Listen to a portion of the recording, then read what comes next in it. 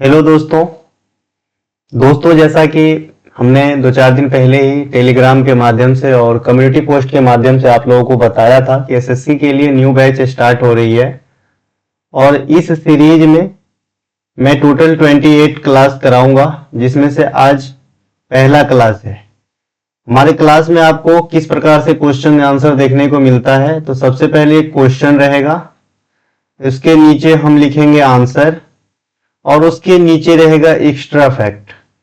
ये extra fact जो है आपके काफी काम के रहेंगे, जो पॉइंट टू पॉइंट फॉर्मेट में रहते हैं।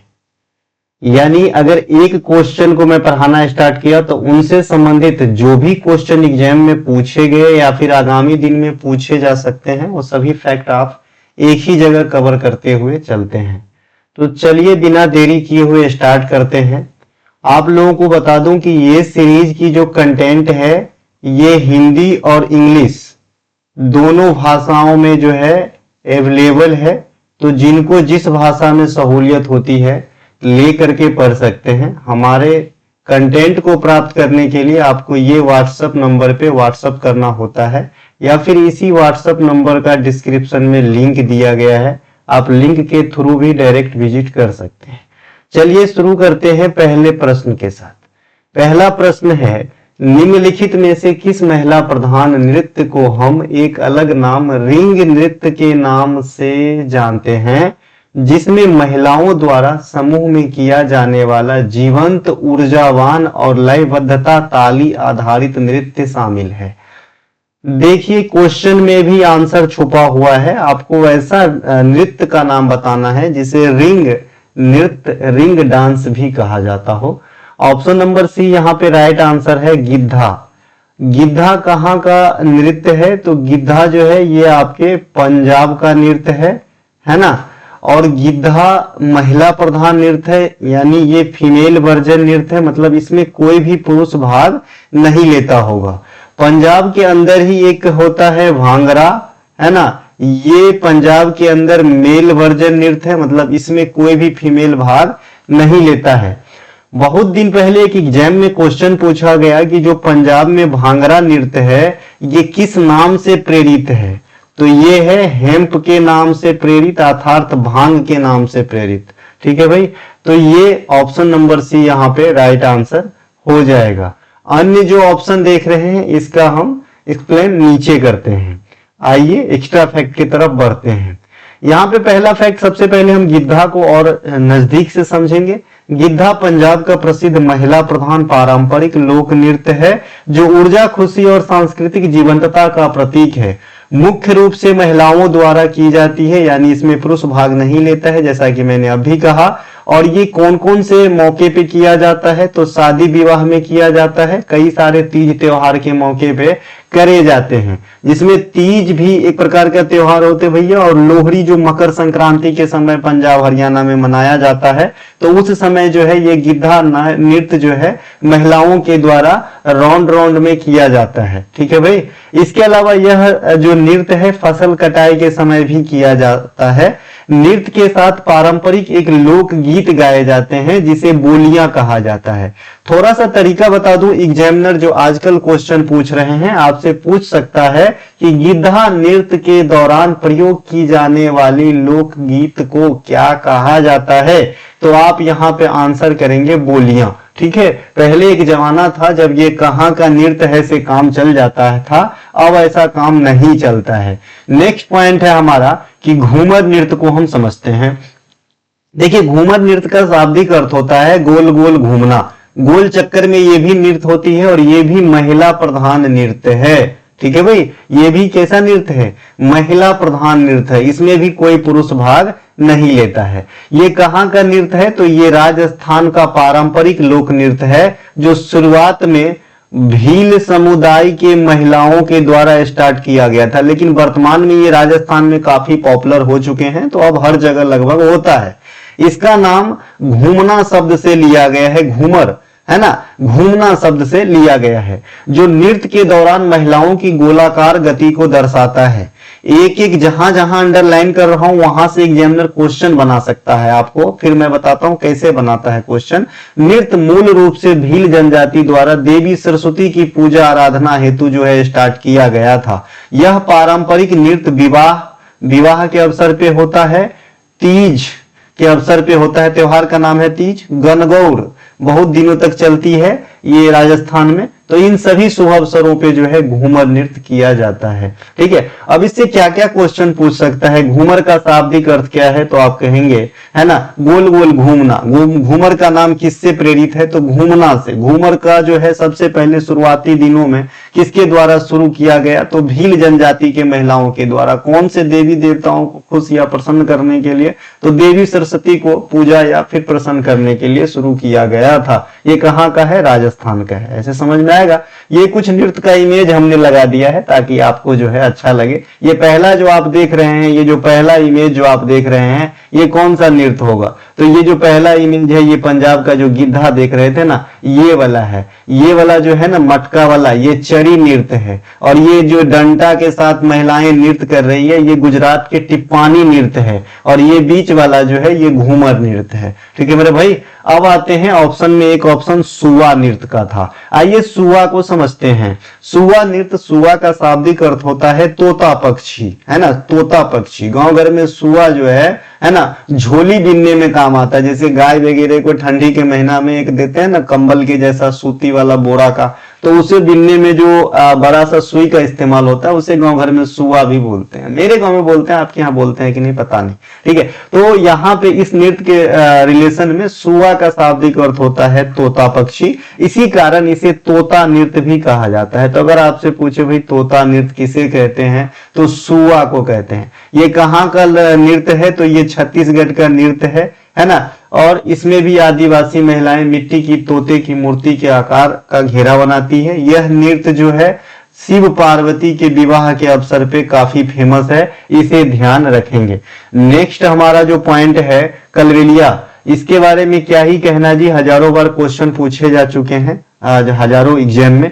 कलबेलिया ये कहाँ का है, राजस्थान का है। यह कलबेलिया समुदाय के महिलाओं द्वारा की जाने वाली एक प्रसिद्ध लोक नृत्य है। इसमें नर्तकी जो है किस रंग की वस्त्र धारण करती है, तो काले रंग का वस्त्र धारण करते हैं। वैसे भी जनरली आप सपेरों वगैरह को काले रंग का ही वस्त्र पहने हुए देखे होंगे, इससे भी आप इसे याद रख सकते हैं। इसे 2010 में यूनेस्को के अमूर्त सांस्कृतिक विरासत के सूची में शामिल किया गया था। और इसे गुलाबो सपेरा का नृत्य भी कहा जाता है। ये गुलाबो सपेरा गुलाब का फूल और सपेरा नहीं है, ये गुलाबो नाम है। और ये सपेरा जनजाति को दर्शाता है कि क्यों गुलाबो सपेरा का नृत्य कहा जाता है कलबेलिया को, क्योंकि गुलाबो सपेरा ने जो कलबेलिया नृत्य है इसको एक अलग लेवल तक पहुंचाया, एक अलग ही पहचान दिलाने का काम किया। ठीक है मेरे भाई, इसके अलावा यहाँ पे एक शब्द आया है, टर्म आया है अमूर्त सांस्कृतिक विरासत यूनेस्को का। ठीक है, तो अगर आपसे पूछे कि वर्तमान समय तक इंडिया के कितने चीज को यूनेस्को ने अपने अमूर्त सांस्कृतिक विरासत वाली डायरी में ऐड किया है, तो आप कहेंगे 16 चीजों को। देखिए 2025 के दिसंबर माह से पहले 15 चीज था, लेकिन आपको पता होगा जो दिसंबर माह में 2025 में दीपावली को भी जो है ना इन्होंने अमूर्त सांस्कृतिक विरासत के रूप में शामिल कर लिया। तो इस प्रकार से 15 और 1 हो गया आपका 16 चीज। ठीक है, इसे ध्यान रखेंगे। छौ नृत्य भी है, गरबा नृत्य भी है इसमें। इस पर एक दिन एक प्रश्न लेके अच्छे से समझा दूंगा, यहां से भी क्वेश्चन आते हैं। नेक्स्ट हमारा पॉइंट है बगुरम्बा। बगुरम्बा ये कहाँ का नृत्य होगा, असम का होगा। धीरे धीरे पढ़ा रहा हूं तो आराम से आप भी पढ़िए, है ना। बोडो समुदाय का यह पारंपरिक लोक नृत्य जिसे अक्सर तितली नृत्य कहा जाता है। भैया अभी सुआ नृत्य आपने देखा था जिसे तोता नृत्य कहा जाता था, अभी आपने गिद्धा देखा था जिसे रिंग डांस कहा जाता था, अभी आप असम का बगुरम्बा देख रहे हैं जो बोडो समुदाय के द्वारा किया जाता है, इसे तितली नृत्य कहा जाता है। ठीक है भाई, है ना। और ये बोडो नववर्ष बैसागु एक उत्सव है जो असम में मनाया जाता है बोडो समुदाय के द्वारा, इसे भी ध्यान रखेंगे, VVI कर लेंगे। ठीक है, बैसागु महोत्सव कहाँ मनाया जाता है, डायरेक्ट पूछा जाता है। तो ये बैसागु के दौरान जो है असम में बगुरम्बा नृत्य किया जाता है। असम में जो सबसे पॉपुलर और सबसे ज्यादा जो आपके एग्जाम में पूछे जाते हैं ये है बिहू, है ना। बिहू जो है साल में 3 बार मनाया जाता है, ठीक है, इसे भी ध्यान रखेंगे। नेक्स्ट हमारा पॉइंट है टिप्पानी।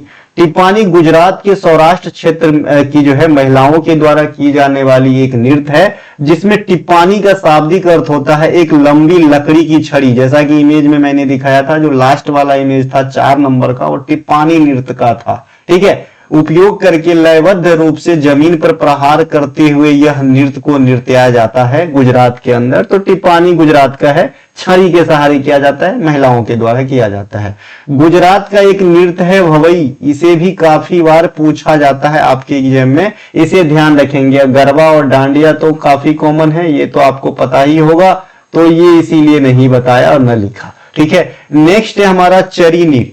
चरी नृत्य राजस्थान में महिलाओं के द्वारा जो है किया जाता है ना। चरी नृत्य राजस्थान का ही है, महिलाओं के द्वारा सामूहिक रूप से की जाने वाली नृत्य है।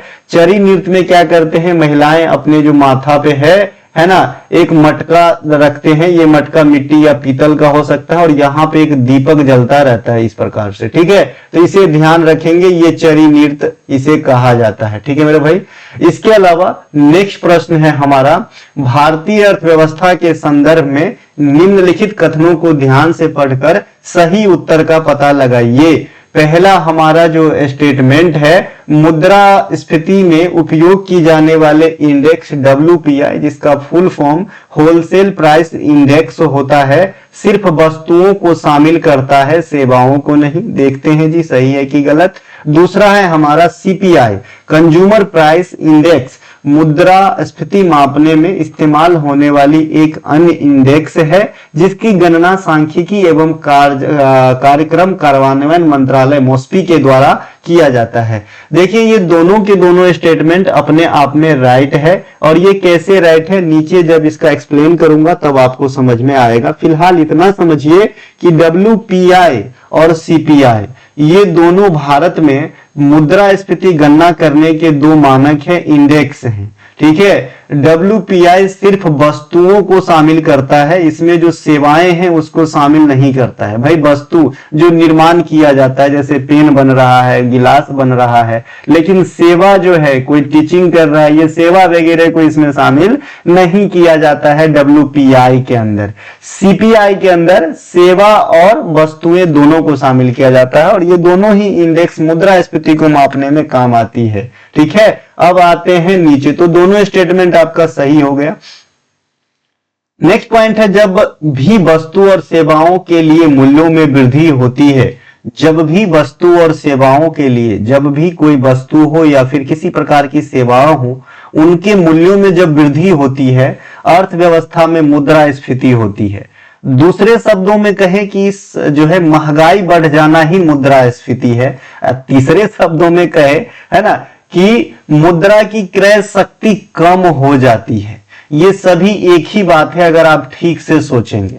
मान लीजिए आज से 4 साल पहले आप 5 रुपया में एक पेन खरीदते थे, ठीक है ना। वही सेम पेन आज यानी टुडे, है ना, आप 15 रुपया में खरीद रहे हैं। इसका मतलब पेन तो अभी भी आपको एक ही मिल रहा है, लेकिन जो 5 रुपया में मिलता था वो 15 में मिल रहा है, महंगा हो गया। मतलब मुद्रा की जो है ना क्रय शक्ति कम हो गई। पहले 5 की जितनी क्रय शक्ति थी अब 15 की उतनी क्रय शक्ति हो गई है, महंगाई बढ़ गई है। तो यही मुद्रास्फीति है और कुछ नहीं है। भारत में मुद्रास्फीति महंगाई को मापने के लिए मुख्य रूप से 2 प्रकार के सूचकांकों इंडेक्सेस का प्रयोग किया जाता है।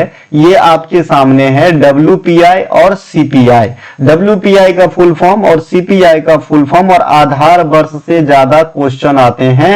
एक एक बात को हम यहाँ पे क्लियर करेंगे, अच्छे से पढ़ लीजिए, कभी नहीं भूलिएगा। देखिए WPI का होलसेल प्राइस इंडेक्स और CPI का कंज्यूमर प्राइस इंडेक्स होता है। क्या मापता है WPI? तो थोक वस्तुओं और कच्चे माल की कीमत को मापते हैं, और CPI किसको शामिल करता है? तो खुदरा उपभोक्ता वस्तुओं और सेवाओं की कीमत को शामिल करता है। यहाँ पे जो WPI वाले लाइन में आप देख रहे हैं, यहाँ पे सेवा शब्द नहीं मेंशन है, मतलब ये सेवा को शामिल नहीं करता है ना। सीपीआई सेवा और गुड्स दोनों को शामिल करता है, डब्ल्यूपीआई ओनली गुड्स को शामिल करता है। आते हैं नेक्स्ट, एक इमेज है यहाँ पे। अब डब्ल्यूपीआई में किसे शामिल किया जाता है और सीपीआई में किसे शामिल किया जाता है। देखिए डब्ल्यूपीआई में 3 ही मद है ना, डब्ल्यूपीआई में 3 ही मद है।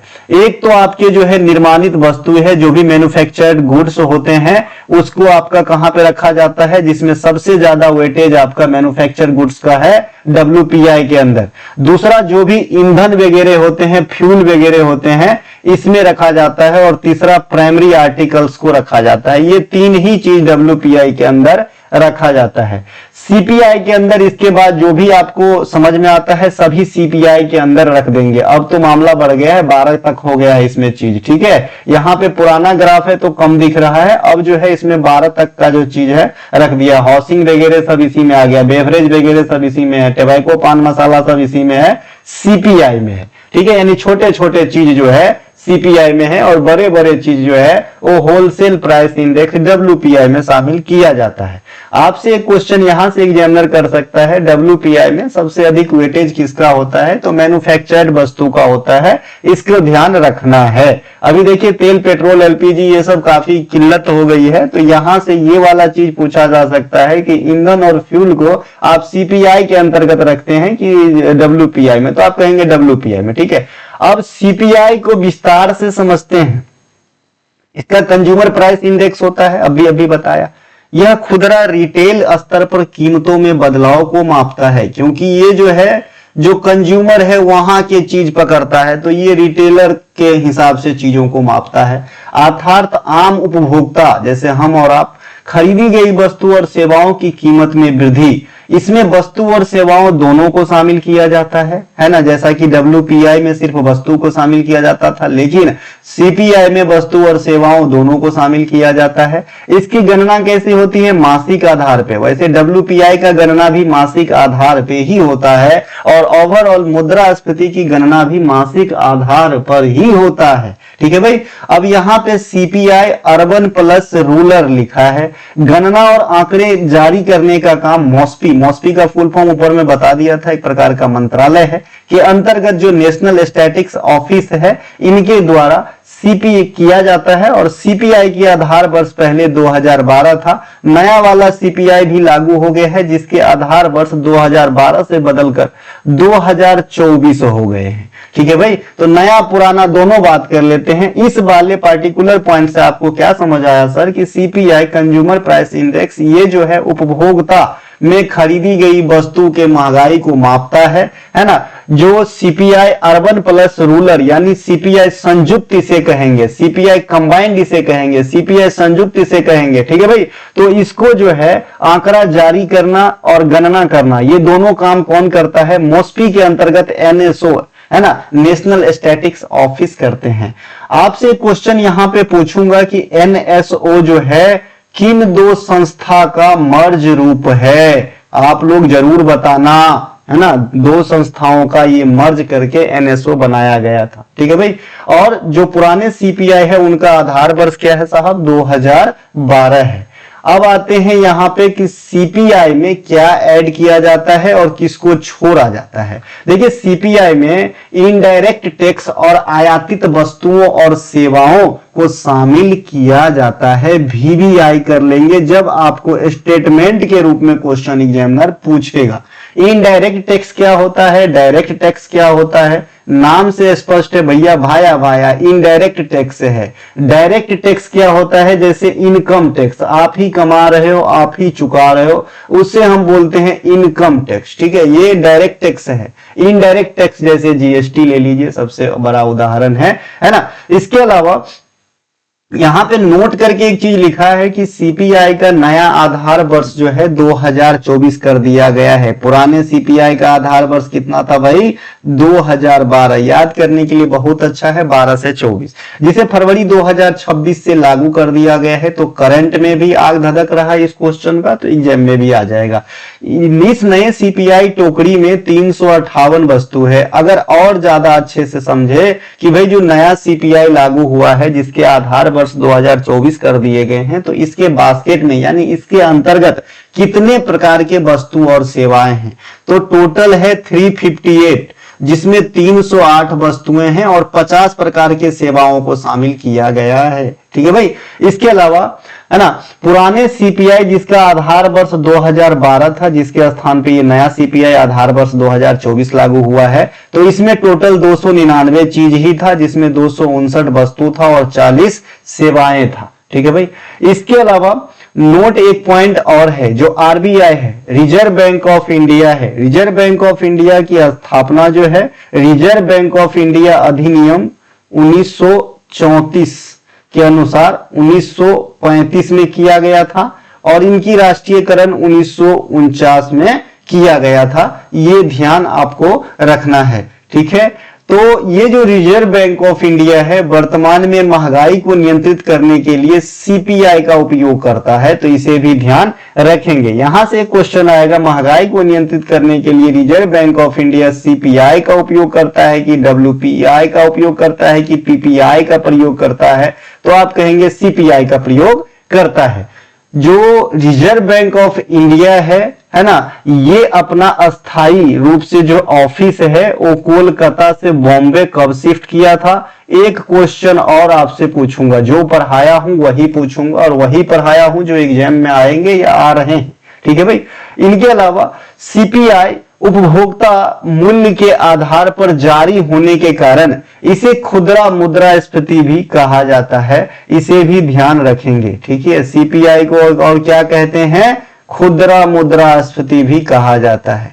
अब देखिए, जैसा कि मैंने अभी आपको सीपीआई पढ़ाया है और मैंने कहा कि भाई सीपीआई के जो आंकड़े हैं, गणना है, वो मॉस्पी के अंतर्गत एनएसओ करता है, लेकिन वहां पे कोष्ट में मैंने एक बात लिखा था, सीपीआई अर्बन प्लस रूरल यानी सीपीआई कंबाइंड। तो चौथा आवर्त में आप देखिए तो सही में एनएसओ करता है, जो मॉस्पी के अंतर्गत आता है और इसके आधार वर्ष पुराने 2012 थे और नए जो है 2024 हो गए हैं। तो फिर ये 3 सीपीआई क्या कर रहा है साहब? तो जब आप बड़े लेवल का एग्जाम देते हो, हालांकि अब एसएससी भी बड़े लेवल की ही क्वेश्चन पूछने लगा है जीके जीएस का, है ना, तो आपको नॉलेज रहना चाहिए। ये जो आप पहला सीपीआई आईडब्ल्यू देख रहे हैं, मैं ये भी स्पष्ट करूंगा कि कब कौन सा आंसर देना है एग्जाम में। सीपीआई आईडब्ल्यू है सीपीआई इंडस्ट्रियल वर्कर, औद्योगिक श्रमिक, है ना। इसकी प्रकाशक कौन है? श्रम ब्यूरो, श्रम मंत्रालय के अंतर्गत जो है इसके रिपोर्ट जारी होते हैं और ये जो है आपका आधार वर्ष क्या है इसका? 2016 है। ठीक है। CPI AL, CPI agriculture labour, इसको भी श्रम ब्यूरो जो है प्रकाशित करता है, इसके जो आंकड़ा है उसको रिलीज करता है ना, श्रम मंत्रालय के अधीन ये भी आता है और इसका आधार वर्ष पुराने हैं 86-87 और नए हो गए हैं 2019, है ना। सीपीआई रूरल, है ना, ये भी श्रम मंत्रालय प्रकाशित करता है इनको और इनका भी आधार वर्ष पुराने 86-87 और नया हो गया है 2019। ठीक है। एक क्वेश्चन हाल फिलहाल ही रिफ्लेक्ट हुआ था और आप लोगों ने भी सुना होगा और आए दिन आप सुनते होंगे, अगर आप सरकारी कर्मचारी हैं तो आपने डीए का नाम जरूर सुना होगा, जो महंगाई भत्ता होता है। तो आपसे पूछा जाता है कि भाई महंगाई भत्ता जो है किसके अनुसार जारी किया जाता है? तो सीपीआईडब्ल्यू के अंतर्गत ही डीए जारी किया जाता है, इसे भी ध्यान रखेंगे। हाल ही में यानी 2-3 दिन पहले मोदी सरकार ने केंद्रीय कर्मचारी को, है ना, 2% महंगाई भत्ता देने का जो है मंजूरी दिया है। मैं भी एक केंद्रीय कर्मचारी हूं तो मुझे भी अब 2% का जो है और लाभ हो जाएगा। यानी अब तक जो है डीए 58% चल रहा था, अब बढ़ के जो है 60% हो जाएगा और मोदी साहब ने कहा है कि ये जनवरी से काउंट होगा, अर्थात मुझे 3 महीने का एरियर भी दिया जाएगा। ठीक है मेरे भाई। तो ये जो चार्ट है इसका आप स्क्रीनशॉट ले लेंगे, इसे अच्छे से पढ़ेंगे। ठीक है भाई, है ना। अगर आप कंटेंट खरीदते हैं तो कोई दिक्कत नहीं है, नहीं खरीदते हैं तो जो है आप यहां से स्क्रीनशॉट ले लीजिए। देखिए, कंटेंट खरीदना वाला सब तो इस्तेमाल मुझे करना ही नहीं चाहिए, क्योंकि एक नोटबुक आप नहीं ले पाओगे 70-75 रुपए के अंदर। और मुझे लगता है कि अगर मेरे एक क्लास की आप कंटेंट को उतारना चाहो तो आधा नोटबुक भर जाएगा। ठीक है मेरे भाई। तो इतना मतलब जिसमें ये चल सके संस्था, इतना ही फी रखता हूं, बाद बाकी इससे कमाने का कोई मेरा वो जो है मनसा नहीं है। होलसेल प्राइस इंडेक्स WPI, है ना। थोक जो है यह होलसेल स्तर पर वस्तुओं की कीमतों में औसत बदलाव को मापता है, यानी महंगाई को मापता है। उत्पादकों के दृष्टिकोण से महंगाई बताता है। इसमें केवल वस्तुएं गुड्स को शामिल किया जाता है, इसमें जो है सेवाओं को शामिल नहीं किया जाता है, सर्विसेज को शामिल नहीं किया जाता है। इसके पुराने आधार वर्ष 2011-12 था, सेम उसी वे में आपको जोड़ देना है। इसके नए आधार वर्ष 22-23 हो जाएंगे। तो WPI और CPI को आपने अच्छे से समझा, ये दोनों कहां काम आते हैं, मुद्रास्फीति को ज्ञात करने में काम आते हैं। CPI reserve bank of India भी इसका यूज करता है। CPI 4 प्रकार के होते हैं। अगर एग्जाम में खाली CPI का आधार वर्ष पूछे तो आपको CPI संयुक्त का आधार वर्ष बताना है। अगर पुराना पूछ रहा है तो 2012, नया पूछ रहा है तो 2024, और ये तीनों अगर पूछेगा तो पार्टिकुलर इसके सामने ऐसा शब्द लिखा हुआ होगा, CPI IW, CPI AL, CPI RL। लेकिन अगर खाली CPI लिखा है तो समझ जाना है आपको कंबाइंड CPI का बात कर रहा है एग्जामिनर। क्लियर हो गया। आइए WPI के बारे में एक पॉइंट और पढ़ते हैं। भारत में थोक मूल्य सूचकांक WPI के आंकड़े कौन जारी करते हैं? जैसे अभी CPI में आपने देखा कि भाई संयुक्त आंकड़े जो है वो आपके मॉस्पी NSO जारी करता था। अब WPI के जो आंकड़े हैं ये वाणिज्य और उद्योग मंत्रालय के अंतर्गत आ जाता है ना। और वाणिज्य और उद्योग मंत्रालय के अंतर्गत, है ना, आर्थिक सलाहकार कार्यालय के द्वारा जारी किया जाता है। VVI कर लेना, ठीक है भाई। यहां पे नोट करके एक चीज और लिखा है जो इस क्वेश्चन का लास्ट पॉइंट है ना।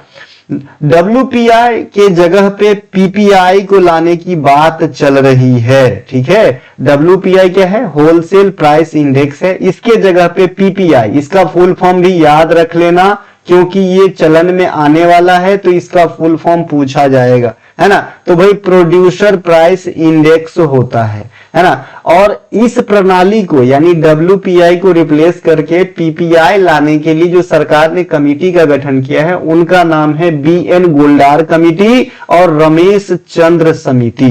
ये दोनों समिति का नाम याद रखना। इससे पहले हमने आपको मालेगाम समिति बताया था और कुछ ही दिनों के बाद आपके एग्जाम में जो है देखने को मिला था। तो इसी प्रकार से ये दोनों समिति का नाम बता रहा हूं, याद रख लेना। ये मालेगाम समिति किससे था भाई? है ना, जो आपका NBFC होता है उनसे संबंधित था, ठीक है। तो ये दोनों समिति का ध्यान रख लेना। अब भाई WPI की जगह पे PPI को लाना क्यों पड़ रहा है?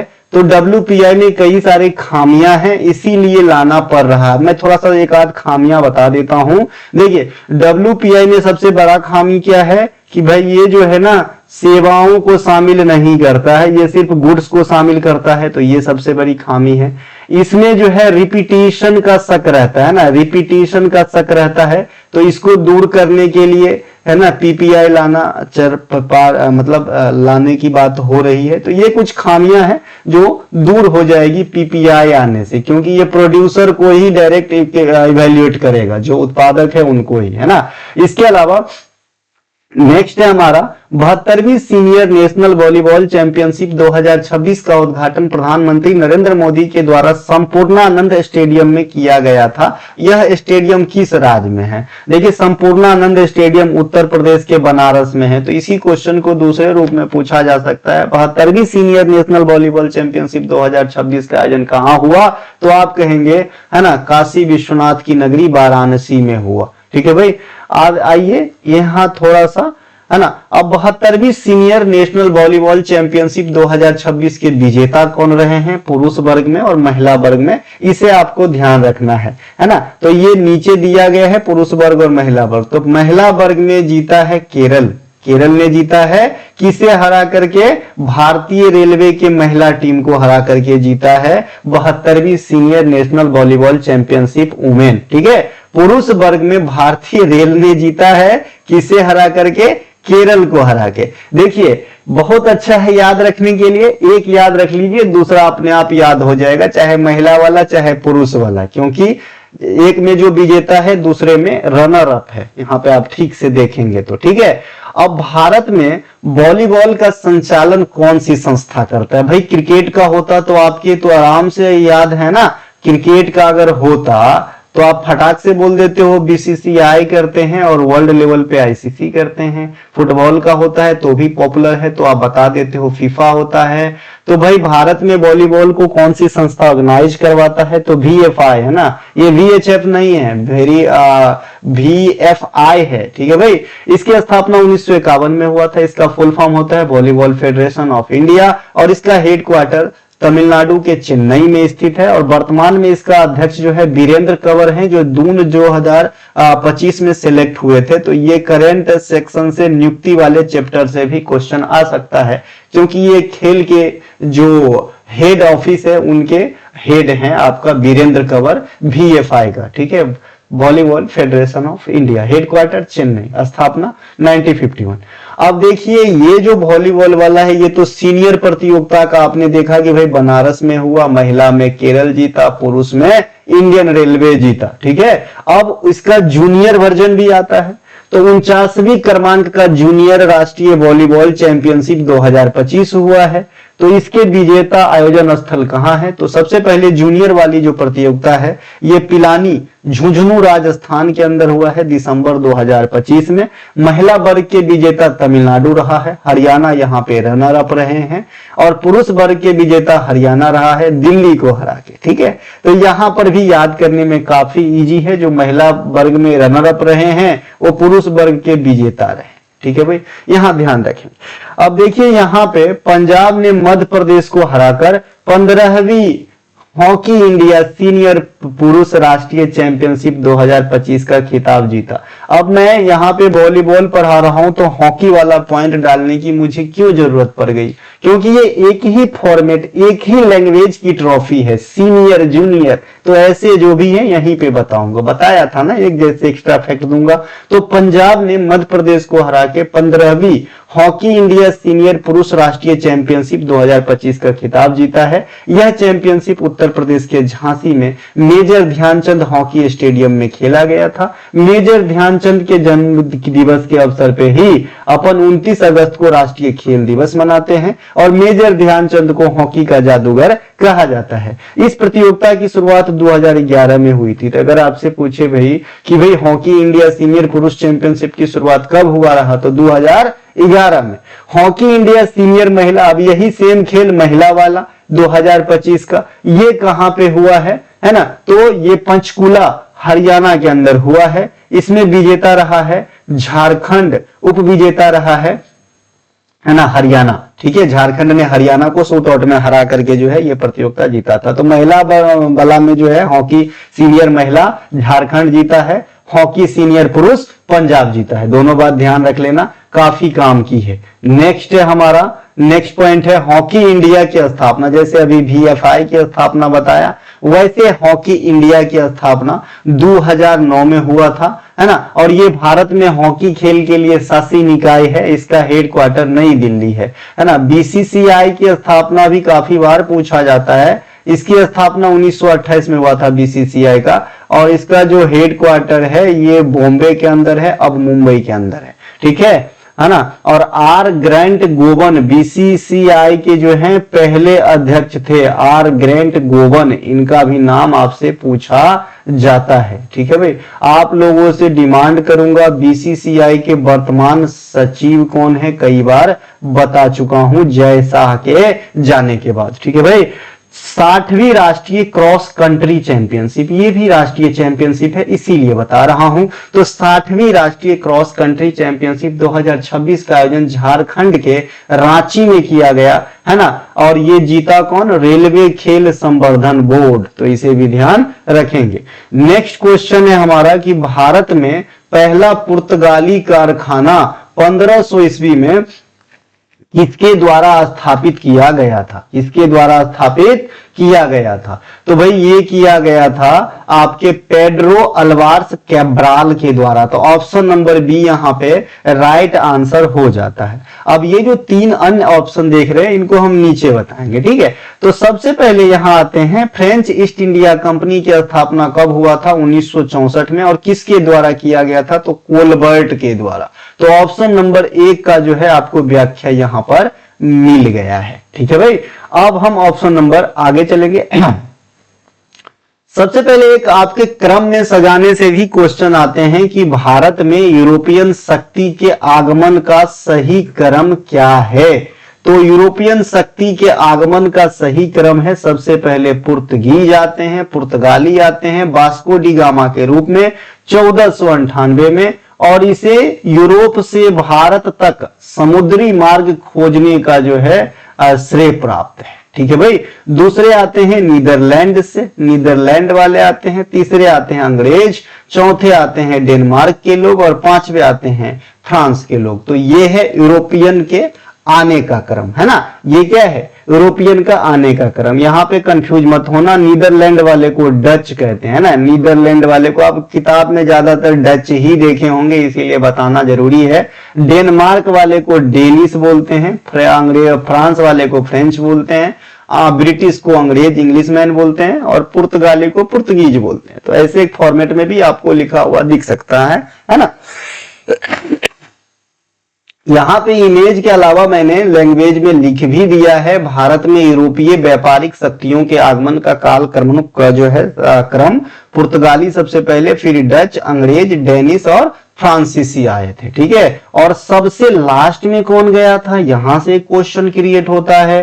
तो भाई सबसे पहले जो आया वो सबसे लास्ट में गया, इसका मतलब पुर्तगाली ही सबसे लास्ट में गया। और आपको याद होगा 1961 में गए, आजादी के तकरीबन, है ना, कितने 3, 11, 14, 15 साल के बाद गए। ठीक है। और ये गोवा को रिलीज करके गए, गोवा पर कब्जा जमाया रहा था 1961 तक, कौन, पुर्तगाल के लोग। ठीक है भाई। अब आते हैं नेक्स्ट पॉइंट की तरफ। भारत के साथ यूरोपीय समुद्री व्यापार की शुरुआत या भारत के लिए समुद्री मार्ग की खोज करने का श्रेय वास्को डी गामा को दिया जाता है, जो पुर्तगाली एक नाविक खोजकर्ता थे। और ये भारत 1498 ईस्वी में आते हैं। कौन से रास्ते से आते हैं, यहां से भी पूछा जाता है। और इसका मेन मोटो क्या था, तो व्यापारी था, तो भाई व्यापार करने के लिए आया था, मसाला व्यापार करना इनका मेन मोटो था। और ये लिस्बन अफ्रीका के होते हुए केप ऑफ गुड होकर अरब सागर के रास्ते कालीकट पहुंचा था, है ना, कालीकट पहुंचा था, जिसे वर्तमान में अपन कोझीकट कहते हैं। ठीक है भाई। इसके अलावा वास्को डी गामा जब 1498 में भारत के कालीकट पहुंचा, तो उस समय वहां का शासक का नाम जमोरिन था। क्या था भाई, जमोरिन था। जैसे एक क्वेश्चन मैं आपको याद दिलाऊं कि जब पहला इस्लाम आक्रमण यहां पे हुआ, तो उस समय जो है किसका शासन था, तो राजा दाहिर का शासन था। ये भी एक क्वेश्चन आपके एग्जाम में पूछे जाते हैं। उसी प्रकार से 1498 में जब पुर्तगाली वास्को डी गामा कालीकट पहुंचा, तो उस समय किसका शासक था, तो जमोरिन का शासक था, याद रखना। भारत में पहले पुर्तगाली वायसराय कौन थे, तो फ्रांसिसो द अल्मेरा थे। ठीक है भाई। पुर्तगाल का हिंद महासागर में वर्चस्व हेतु इन्होंने ब्लू वाटर पॉलिसी की शुरुआत की थी। हाल फिलहाल यूपीएससी के एग्जाम में इस पे नोट आया, या फिर प्रे में ये क्वेश्चन आया था, है ना। ब्लू वाटर पॉलिसी की शुरुआत किसने किया था, तो ये फ्रांसीसी दे अल्मेरा ने किया था, जो पहला पुर्तगाली गवर्नर था। ठीक है भाई। हाँ, वायसराय, माफ कीजिए, वायसराय। यह 1509 में दीव की लड़ाई में मारे गए थे। इसको अपन रिलेट करेंगे, है ना। तो भाई अंडमान में कौन से अंग्रेज मारे गए थे, अंडमान में कौन से अंग्रेज मारे गए थे, इसको अपन रिलेट कर दिए फट से। भाई ये दीव में मारे गए थे, एक अंग्रेज अंडमान में मारे गए थे। तो बताइए अंडमान में कौन अंग्रेज मारे गए थे। 3 क्वेश्चन पूछा हूं, एक एनएसओ वाला पूछा हूं, एक ही अंडमान वाला पूछा हूं, और एक और क्वेश्चन पूछा था, हाँ, बीसीसीआई का सचिव पूछा था। याद है मुझे, बताना जिनको आता है। सबसे बड़ी बात, इस सीरीज की एमसीक्यू होगी, जैसे आज क्लास हो रही है, कल एमसीक्यू होगी। तो एक एक बात ध्यान से सुनना, तभी आप एमसीक्यू का आंसर दे पाओगे। और अपना स्कोर जरूर शेयर करना। एक संपूर्ण तैयारी के लिए टेस्ट भी प्रोवाइड कराऊंगा इसका एमसीक्यू फॉर्मेट में यूट्यूब पे ही। ठीक है। ब्लू वाटर पॉलिसी, उन्होंने ब्लू वाटर पॉलिसी या एजाज नीति की शुरुआत की, कौन, अल्मेरा, जिसका उद्देश्य फारस की खाड़ी, है ना, लाल सागर और हिंद महासागर के समुद्री मार्गों पर पुर्तगालियों का जो है एक छत्र राज स्थापित करना था। ठीक है। नेक्स्ट पॉइंट है, भारत में पुर्तगाली शक्ति का वास्तविक संस्थापक अगर कहेगा तो अल्फांसो दी अल्बुर्क होता है। ठीक है भाई, इसे ध्यान रखना। अल्फोंसो लिखा है, यहाँ पे अल्फांसो होता है एक्चुअली, है ना। अल्फांसो एक आम की प्रजाति भी होती है, ध्यान रखना, ठीक है। तो ये भारत में पुर्तगाली शक्ति का वास्तविक फाउंडर माना जाता है। पहला वायसराय कहेगा तो अल्मीरा, पुर्तगाली आने वाला पहला वास्को डी गामा, लेकिन पुर्तगाली शक्ति का वास्तविक संस्थापक पहला तो अल्बुकर्क, ठीक है भाई। इन्होंने 1510 ईस्वी में बीजापुर के सुल्तान यूसुफ आदिल शाह से जो है गोवा पर कब्जा कर लिया और गोवा को पुर्तगाली भारत की जो है तत्कालीन राजधानी बना दिया, ठीक है। इन्होंने पुर्तगाली भारतीय विवाह को प्रोत्साहित किया। इन्होंने एक कुटिल दिमाग भी लगाया कि भाई पुर्तगाल के लोग जो है यहाँ पे शादी विवाह कर सकते थे, जिससे उसको एक रिश्तेदारी होती थी, तो कई प्रकार से लाभ हो सकता है भाई, है ना। इसके अलावा अल्फांसो दी अल्बुकर्क ने होमूर्ज पर विजय प्राप्त कर भारत और ईरान के बीच समुद्री मार्ग पर विस्तारित नियंत्रण स्थापित किया। देखिए अभी ये जो होमूर्ज वाला बात है ना, ये काफी गर्म माहौल है वर्तमान में, है ना। तो ये होमूर्ज पर विजय प्राप्त करने वाले पुर्तगाली वायसराय या शासक कौन थे, तो अल्फांसो दे अल्बुकर्क, तो इसे भी ध्यान रखेंगे, है ना। विस्तारित नियंत्रण स्थापित किया, यानी होमूर्ज पे पहले दूसरे पुर्तगाली भी जा चुके थे, लेकिन ये विस्तार रूप में जो है वहां पे अपना शासन जमाया या फिर अधिकार या फिर नियंत्रण किया। होमूर्ज जल डमरू मध, स्ट्रेट ऑफ होमूर्ज, यह फारस की खाड़ी को ओमान की खाड़ी और अरब सागर को जोड़ने वाली एक संकरी पट्टी है, जिसकी चौड़ाई 55 किलो से लेकर के 95 किलोमीटर तक की हो सकती है। यह एक समुद्री मार्ग है जो ईरान को अरब प्रायद्वीप से अलग करता है। अभी ईरान जो है चर्चा में है, समझ रहे हैं। यह दुनिया का सबसे महत्वपूर्ण तेल चेक पॉइंट है, ठीक है। यहाँ वैश्विक कच्चे तेल का लगभग 20% का हिस्सा जो है बेरा जो है गुजरता है। बेरा मतलब खेप जो जहाज वगैरह होते हैं, इसी को बंद कर दिया था तो एलपीजी वगैरह जो है थोड़ा सा दिक्कत में चल रहा है। आप लोगों के इधर कैसे चल रहा है बताना, हमारे यहाँ तो इतनी दिक्कत नहीं है, मिल जाते हैं, है ना। न्यूनो डी कुन्हा, यह भी एक पुर्तगीज हुए, है ना। इन्होंने 1535 में गुजरात के सुल्तान बहादुर शाह से दीव पर कब्जा कर लिया। देखिए इससे पहले जो कब्जा किया था वो आदिल शाह बीजापुर का शासक था, जिससे गोवा को कब्जा किया था। अब ये न्यूनो दी कुन्हा जो है ये दीव पर कब्जा किया गुजरात के शासक बहादुर शाह को जो है पराजित करके, ठीक है। और 1530 में गोवा को आधिकारिक रूप से विस्तृत पैमाने पे ऑफिशियल राजधानी घोषित कर दिया इन्होंने, न्यूनो दी कुन्हा, ठीक है भाई। तो ये भी ध्यान रखना। अब नीचे एक और पॉइंट है, ईस्ट इंडिया कंपनी, ये तो काफी पॉपुलर है, इसके बारे में क्या ही बताना, है ना। कि अधिकार पत्र पर, रॉयल चार्टर पर इंग्लैंड की किस महारानी ने हस्ताक्षर किए थे, तो आप कहेंगे एलिजाबेथ प्रथम ने किए थे। और ये चार्टर कब जारी किया गया था, तो 31 दिसंबर 1600 ईस्वी को जारी किया गया था। जब ये चार्टर जारी किया गया था उस समय इंडिया में कौन से मुगल बादशाह सत्ता में काबिज थे, तो आप कहेंगे अकबर था, क्योंकि अकबर की मृत्यु 1605 में हुआ था और इसके बाद जो है जहांगीर आ गया था, ठीक है भाई। तो इसे ध्यान रखेंगे, ठीक है भाई। इसके अलावा नेक्स्ट क्वेश्चन है हमारा, इंदिरा गांधी शांति निशस्त्रीकरण और विकास पुरस्कार 2025 की शुरुआत कब किया गया था। ये इंडिया का इंटरनेशनल लेवल का पुरस्कार है, ठीक है। ये जो है इंडिया का इंटरनेशनल लेवल का पुरस्कार है, ये किसी भी देश के नागरिक को दिया जा सकता है। इसकी शुरुआत 1986 में हुआ था। कब हुआ था, 1986 में हुआ था इंदिरा गांधी वाला पुरस्कार, है ना। अब इसके बारे में कुछ देखते हैं। देखिए इंदिरा गांधी शांति निशस्त्रीकरण और विकास पुरस्कार की स्थापना 1986 में इंदिरा गांधी मेमोरियल ट्रस्ट के द्वारा स्थापित किया गया था। आपसे पूछा भी जाता है कि भाई इंदिरा गांधी शांति पुरस्कार कौन संस्था के द्वारा दिया जाता है। इंडिया के बड़े बड़े संस्था का नाम होता है, लेकिन इसका एक अलग ही संस्था है, इंदिरा गांधी मेमोरियल ट्रस्ट, इनके द्वारा दिया जाता है। यह प्रतिष्ठित पुरस्कार हर साल अंतर्राष्ट्रीय शांति, विकास और नई अंतर्राष्ट्रीय आर्थिक व्यवस्था को बढ़ावा देने के लिए व्यक्तियों या संगठनों को दिया जा सकता है। ये किसी ऑफिस को दिया जा सकता है या फिर ये किसी पार्टिकुलर व्यक्ति को दिया जा सकता है। मोजाम्बिक के मानवाधिकार कार्यकर्ता ग्राका माचेल को इंदिरा गांधी शांति निशस्त्रीकरण और विकास पुरस्कार 2025 दिया गया है। VVI कर लेंगे, कि 2025 का इंदिरा गांधी निशस्त्रीकरण पुरस्कार किसे दिया गया है, तो ये मोजाम्बिक के मानवाधिकार के लिए कार्य करता है, इनका नाम है ग्राका माचेल, इनको दिया गया है। ठीक है भाई।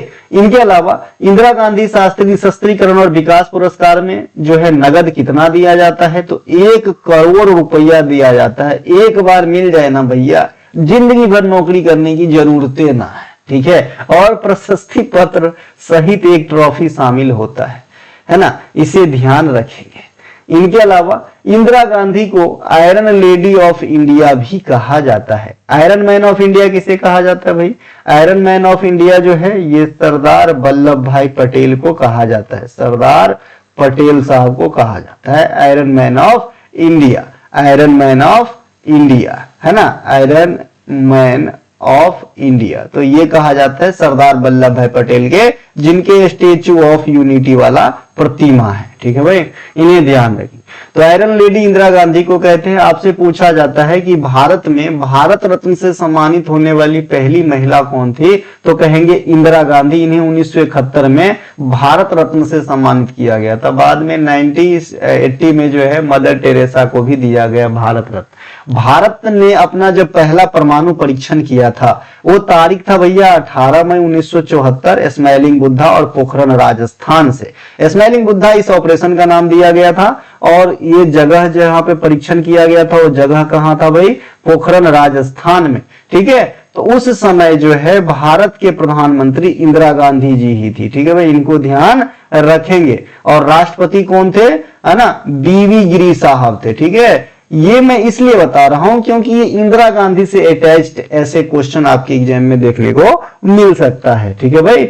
इनके अलावा नेक्स्ट है हमारा प्रसिद्ध बीना वादक जयंती कुमारेश को चेन्नई स्थित द म्यूजिक एकेडमी द्वारा प्रतिष्ठित संगीत कला निधि पुरस्कार 2026 के लिए चुना गया है। ये काफी बड़े पुरस्कार है ना, अंग्रेजी में लिखा है इसीलिए आप चकमा खा गए होंगे। द म्यूजिक एकेडमी मतलब मद्रास संगीत एकेडमी, है ना। द म्यूजिक एकेडमी चेन्नई स्थित है ना, तो जो कर्नाटक संगीत के क्षेत्र में सबसे बड़ा अवार्ड है, और ये कौन देता है? मद्रास संगीत एकेडमी। द म्यूजिक एकेडमी ये कहां पे है? चेन्नई में है ना। और ये कर्नाटक संगीत के अंदर जो है ये जो है सबसे बड़ी अवार्ड है आपका संगीत कला निधि पुरस्कार, है ना। तो ये 2026 के लिए जयंती कुमारेश को चुना गया है। और जयंती कुमारेश जी जो है क्या बजाती है, तो ये वादक बीना बजाती है। और बीना में भी कौन सा बीना कहेंगे? सरस्वती बीना बजाती है। ठीक है,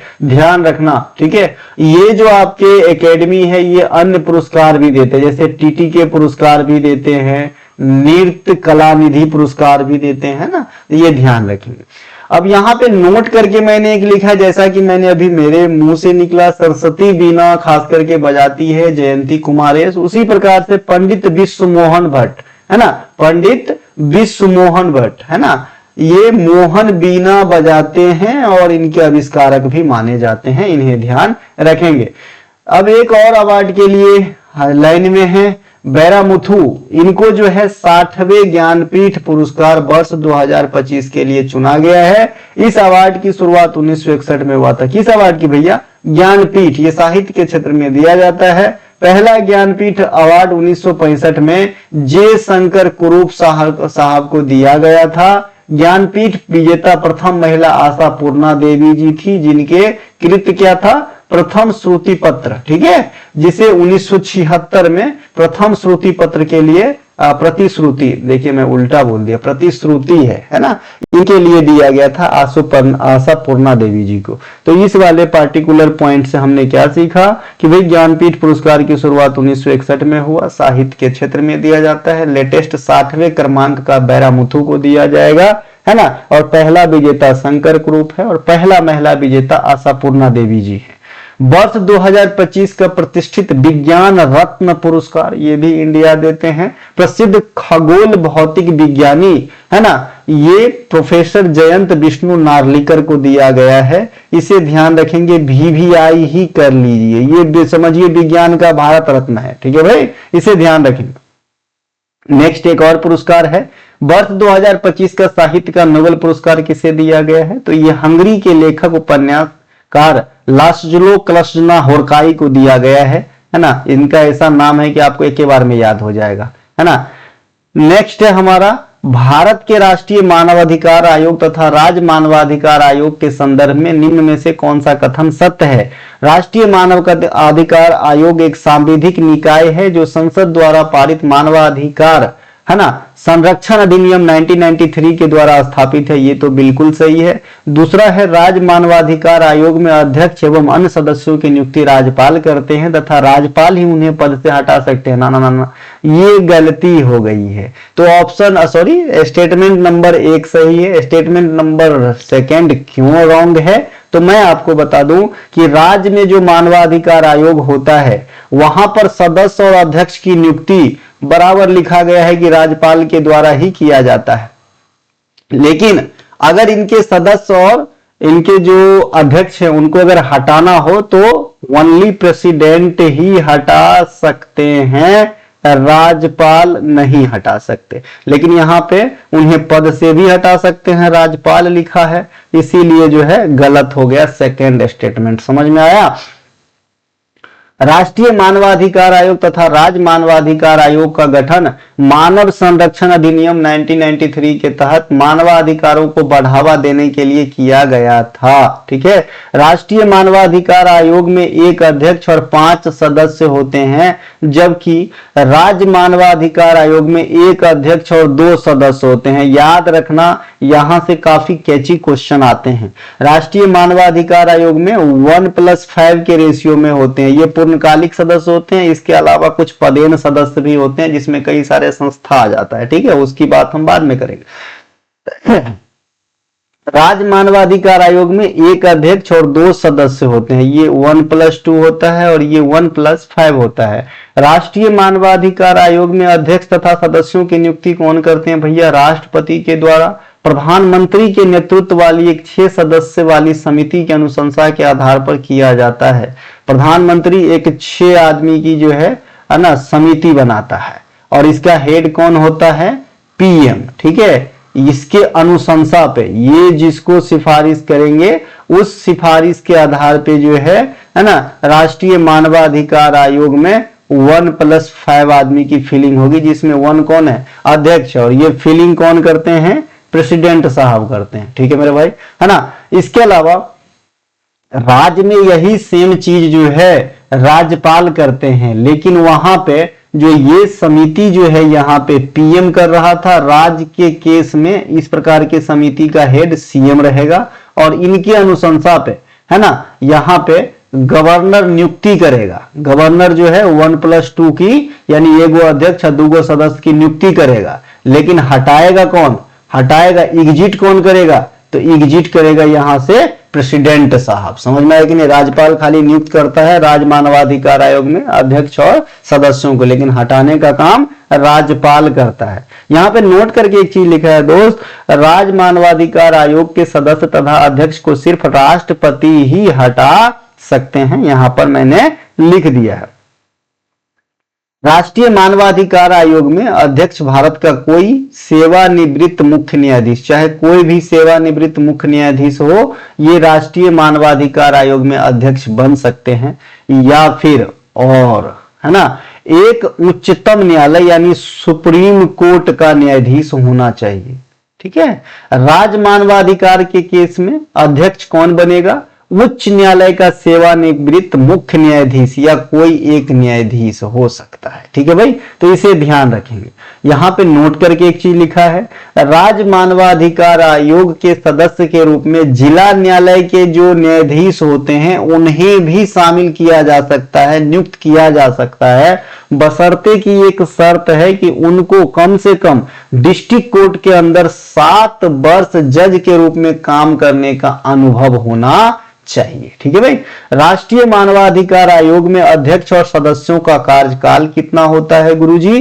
तो अध्यक्ष और सदस्यों का कार्यकाल जो है ये आपके 3 वर्ष होते हैं, या फिर उससे पहले अगर आपकी उम्र 70 वर्ष हो गए 5 दिन के बाद ही नियुक्ति के बाद, तो आप 5 ही दिन में रिटायर हो जाएंगे। कहने का मतलब है 3 वर्ष या 70 वर्ष की उम्र पूरा, दोनों में से पहले जो आ जाए, ठीक है, यह पुनः नियुक्ति के पात्र होते हैं, दोबारा सिलेक्ट हो सकते हैं। इसके अलावा अगर एक बार आप जो है राष्ट्रीय मानवाधिकार आयोग में सदस्य रह लिए या फिर अध्यक्ष रह लिए, है ना, या फिर अध्यक्ष रह लिए, तो आप भारत सरकार के अंतर्गत कोई भी काम, किसी भी पद पे दोबारा आसीन नहीं हो सकते हैं। ये एक रिस्ट्रिक्शन है, ठीक है भाई। अभी बिहार में एक रिस्ट्रिक्शन सुनने में आया है भाई कि भाई अगर आप सरकारी नौकरी में सेलेक्ट हैं तो आप एक ही बार दूसरे नौकरी के लिए ट्राई कर पाएंगे। एक हिसाब से अच्छा भी है। राष्ट्रीय मानवाधिकार आयोग में पूर्णकालिक सदस्य के अलावा 7 पदेन सदस्य भी होते हैं, जिसमें काफी सारे संस्थागत सदस्य होते हैं। जैसे राष्ट्रीय महिला आयोग जो है ये भी इनका सदस्य होता है, ठीक है भाई। पदेन जो है सदस्य होता है आपके राष्ट्रीय मानवाधिकार आयोग का, ठीक है। जस्टिस रंगनाथ मिश्रा भारत में राष्ट्रीय मानवाधिकार आयोग NHRC के पहले अध्यक्ष थे। वर्तमान अध्यक्ष न्यायमूर्ति बी सुब्रमण्यम हैं, जिन्होंने दिसंबर 2024 में पोस्ट को धारण किया है, ठीक है। नेक्स्ट क्वेश्चन है हमारा, 18वां ब्रिक्स समिट 2026 का आयोजन किस शहर में किया जाएगा? पूरा जगह हल्ला है भाई। तो ये नई दिल्ली में, ये कहां पे होगा? नई दिल्ली में, है ना। ये कहां पे होगा? नई दिल्ली में। इसे ध्यान रख। ब्रिक्स क्या है? तो विश्व की 10 उभरती अर्थव्यवस्थाओं का एक अंतर सरकारी अनौपचारिक समूह है, ठीक है भाई। इसे ध्यान रखेंगे। शुरुआत में बात करें तो 4 ही सदस्य था, है ना। शुरुआत में 4 ही सदस्य था 2009 तक। 2009 में इसकी पहली बैठक रूस में होता है, ठीक है, ये ध्यान रखना है। 2010 में इसमें जो है साउथ अफ्रीका का एंट्री हो जाता है, जिसमें एस शब्द जुड़ जाता है, साउथ अफ्रीका, तो ये हो जाता है ब्रिक्स। फिर 2024 में जो है इनमें 4 सदस्य जुड़ते हैं, जिनका विवरण हम नीचे देखेंगे। और 2025 में जो है 1 सदस्य जुड़ते हैं इंडोनेशिया के रूप में। अर्थात अब ये वर्तमान समय में 10 सदस्यों का एक पैनल है, ठीक है भाई। नेक्स्ट पॉइंट है हमारा, इसका जो थीम होगा, जो बैठक दिल्ली में है, इसका जो थीम है ना, तो इसके थीम में क्या है भाई, है ना, अनुकूलन, नवाचार, सहयोग और सततता के लिए निर्माण, building for Reliance, innovation, cooperation and sustainability, ठीक है भाई। सदस्य देश कौन है? ब्राजील, बी, चाइना, मिस्र, इथोपिया, इंडोनेशिया, ईरान, रूस, सऊदी अरब, दक्षिण अफ्रीका और संयुक्त अरब अमीरात, इंडोनेशिया। ये सब जो है ब्रिक्स के सदस्य है, जिसमें BRIC यानी, है ना, ब्राजील, रसिया, इंडिया, चाइना, ये जो है शुरुआती सदस्य हैं। बाद में साउथ अफ्रीका, फिर 2024 में मिस्र, इथोपिया, ईरान और सऊदी अरब, और फिर 2025 में जो है आपके इंडोनेशिया। इस प्रकार से आप ध्यान रख लेंगे। ब्रिक्स बैंक, जिसे NDB कहा जाता है, 1 2 3 4 5 6 7 8 9 10 11 हो गया, एक छूट गया भैया, संयुक्त अरब अमीरात भी है, 11 हो जाएगा अभी, ठीक है। ब्रिक्स बैंक, जिसे NDB न्यू डेवलपमेंट बैंक भी कहते हैं, इसकी स्थापना 6ठे ब्रिक्स सम्मेलन 2014 में हुआ था और इसका हेडक्वार्टर संघाई चीन के अंदर है, NDB का। भारत के विदेश मंत्री डॉक्टर एस जयशंकर ने जनवरी 2026 में ब्रिक्स बैठक के लिए लोगो और वेबसाइट जारी किया था, है ना। वेबसाइट और लोगो का अनावरण किया था, कौन? विदेश मंत्री एस जयशंकर ने। इस बार के जो लोगो ब्रिक्स का बनाया गया है उसमें नमस्ते का मुद्रा और कमल का फूल रखा गया है ना। आप देख लीजिएगा ये अगर पूछे एग्जाम में तो। नेक्स्ट है हमारा, पृथ्वी के वायुमंडल में नाइट्रोजन और ऑक्सीजन के बाद तीसरी सबसे प्रचुर मात्रा में पाए जाने वाली गैस कौन सी है? तो भाई इसका राइट आंसर है आर्गन। आर्गन जो है आफ्टर नाइट्रोजन कितने होते हैं पृथ्वी के वायुमंडल में? 78%। ऑक्सीजन कितने होते हैं? 21%। उसके बाद जो आर्गन है ये तीसरे स्थान पे है। आर्गन जो है 0.93 के करीब है। अब ये देखिए 78 और 21 कितना हो गया? ये हो गया 9 और ये हो गया 9, ये 99% तो दो ही गैस हो गया। और तीसरा हो गया 0.93% आपके आर्गन, मतलब 0.07, इतने प्रतिशत में ही अन्य सभी गैसेस हैं। ठीक है, यहां से भी बहुधा क्वेश्चन एग्जाम में आते हैं, नीचे समझते हैं ग्राफ के माध्यम से। तो यहां पे आपने दो बात तो समझ लिया कि नाइट्रोजन 78% सबसे ज्यादा है, दूसरे स्थान पे ऑक्सीजन है और तीसरे स्थान पे आर्गन है। आर्गन से एक क्वेश्चन और पूछा जाता है, मैं नीचे बात करूंगा, पहले इस ग्राफ पे ध्यान दे लेते हैं।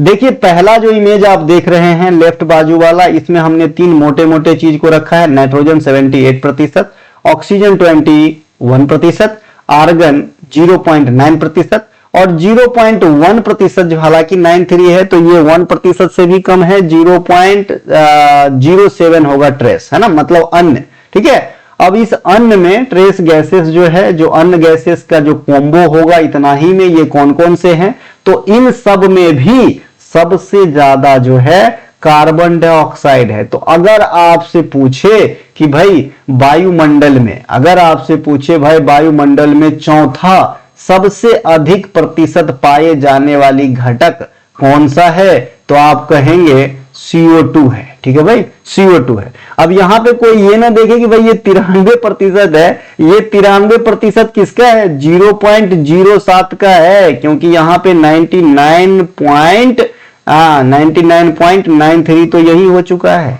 ठीक है, तो 0.07% जो बचा है, इसको हमने परसेंटेज में एक अलग ग्राफ में डेकोरेट किया और उसमें से सबसे ज्यादा कार्बन डाइऑक्साइड है। इसका मतलब तीन, अगर इसमें 1 2 3 है, नाइट्रोजन ऑक्सीजन आर्गन, तो चौथे स्थान पे कार्बन होगा। इसका मतलब चौथा सबसे अधिक पाए जाने वाली गैस कार्बन डाइऑक्साइड है। ठीक है भाई, नेक्स्ट, पृथ्वी पर आर्गन मुख्य रूप से पोटेशियम 40 यानी K40 के रेडियोधर्मी क्षय के माध्यम से उत्पन्न होती है। इसे भी ध्यान रखेंगे, ये बहुत ही VVI क्वेश्चन और गुड क्वेश्चन है, बड़े बड़े एग्जाम में आते रहते हैं। ठीक है, रेडियोधर्मी क्षय अगर यहां पूछे किस प्रकार का, तो बीटा क्षय होता है, बीटा क्षय। आपको पता होगा रेडियोधर्मी में अल्फा, बीटा और एक गामा किरण का उत्सर्जन होता है। अल्फा पे पॉजिटिव चार्ज, बीटा पे निगेटिव और गामा पे कोई चार्ज नहीं होता है। तो यहां पे बीटा क्षय होता है और पोटेशियम K40 के माध्यम से आर्गन का निर्माण होता है। ठीक है, अक्रिय गैस क्या होती है? अब अक्रिय गैस मैं यहां क्यों पढ़ा रहा हूं, ये तो मुझे पीरियोडिक टेबल में पढ़ाना चाहिए जी नहीं, है ना। एक जैसे चीज को एक जगह रिलेट करो, यही पढ़ने का अच्छा तरीका है। ठीक है, देखिए अक्रिय गैस इसलिए क्योंकि आर्गन भी अक्रिय गैस है। ठीक है भाई, तो अक्रिय गैस कौन कौन से है पढ़ लेते हैं। अक्रिय गैस जिसे उत्कृष्ट गैस या नोबेल गैस भी कहा जाता है, इनर्ट गैस भी कहा जाता है, निष्क्रिय गैस भी कहा जाता है ना। ये आवर्त सारणी के जो आधुनिक आवर्त सारणी है, इसके समूह नंबर 18, ग्रुप 18 यानी लास्ट ग्रुप में रखा गया है। ठीक है, ये रंगहीन होते हैं, गंधहीन होते हैं और ये अज्वलनशील होता है ना, अज्वलनशील यानी अदाहा होता है, अदाहा अदाहा अदाहा, मतलब इसमें आग लगने की जो है गुण नहीं पाई जाती है, न के बराबर पाई जाती है। ठीक है, ये है हीलियम, आपका जो अक्रिय गैस होगा helium, neon, argon, krypton, xenon, radon, है ना। हालांकि इसके जो है कई सारे रूप में प्रयोग किया जाता है, इससे अगर आप बिजली प्रवाहित करेंगे तो अलग अलग कलर वगैरह दर्शाएगा, लेकिन ये जो है जनरली अदाहा होते हैं और ये निष्क्रिय नाम से स्पष्ट है कि क्रियाशील नहीं रह पाते हैं, है ना, और गंधहीन रंगहीन भी होता है और ये ग्रुप 18 में रखे गए इनर्ट गैस को। ठीक है, एक चीज नोट करके यहां पे मैंने लिखा है, हर चीज की काट है एग्जाम में, अगर जो काट नहीं समझता वो गलती करके आएगा। ठीक है मेरे भाई, देखिए नोट, मेंडलीव की जो आवर्त सारणी थी उसमें तो सबसे पहले ग्रुप 18 था नहीं, क्योंकि वहां तो ग्रुप 8 ही तक था, अगर 0 से स्टार्ट ना करके 1 से पढ़ूं तो। ठीक है, तो वहां पे मेंडलीव साहब ने क्या किया कि जो भी उस समय तक ज्ञात अक्रिय गैस था उनको जो है 0 ग्रुप में रखा था।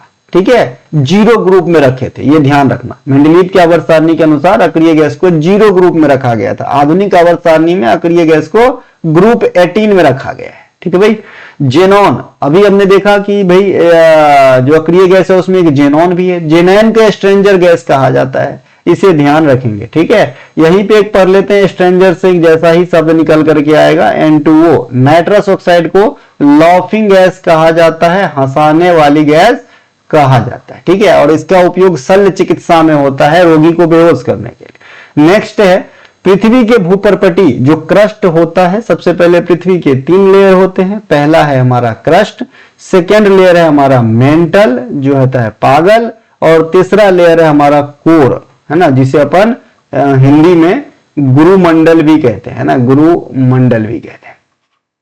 तो ये पृथ्वी के 3 लेयर है।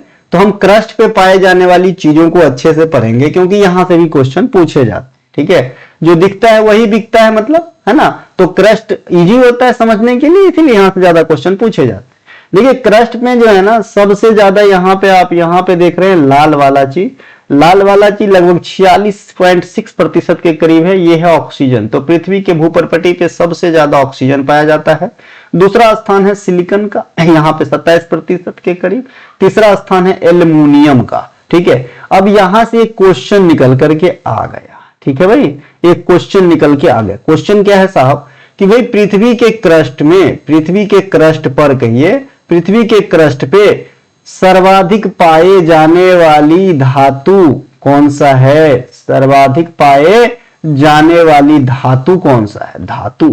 तो भाई धातु जब ये बोलेगा तो ऑक्सीजन होगा क्या, सिलिकॉन होगा क्या? तो उस केस में हमें एल्युमिनियम को आंसर करना पड़ेगा, ठीक है भाई। तो ये क्वेश्चन निकल के आएगा, बाद बाकी यहाँ पे ऑक्सीजन, सिलिकॉन, एल्युमिनियम, आयरन, इस प्रकार से जो है वरीयता क्रम है 1 से लेकर के नीचे की तरफ 1 2 3 4 5 6, ठीक है।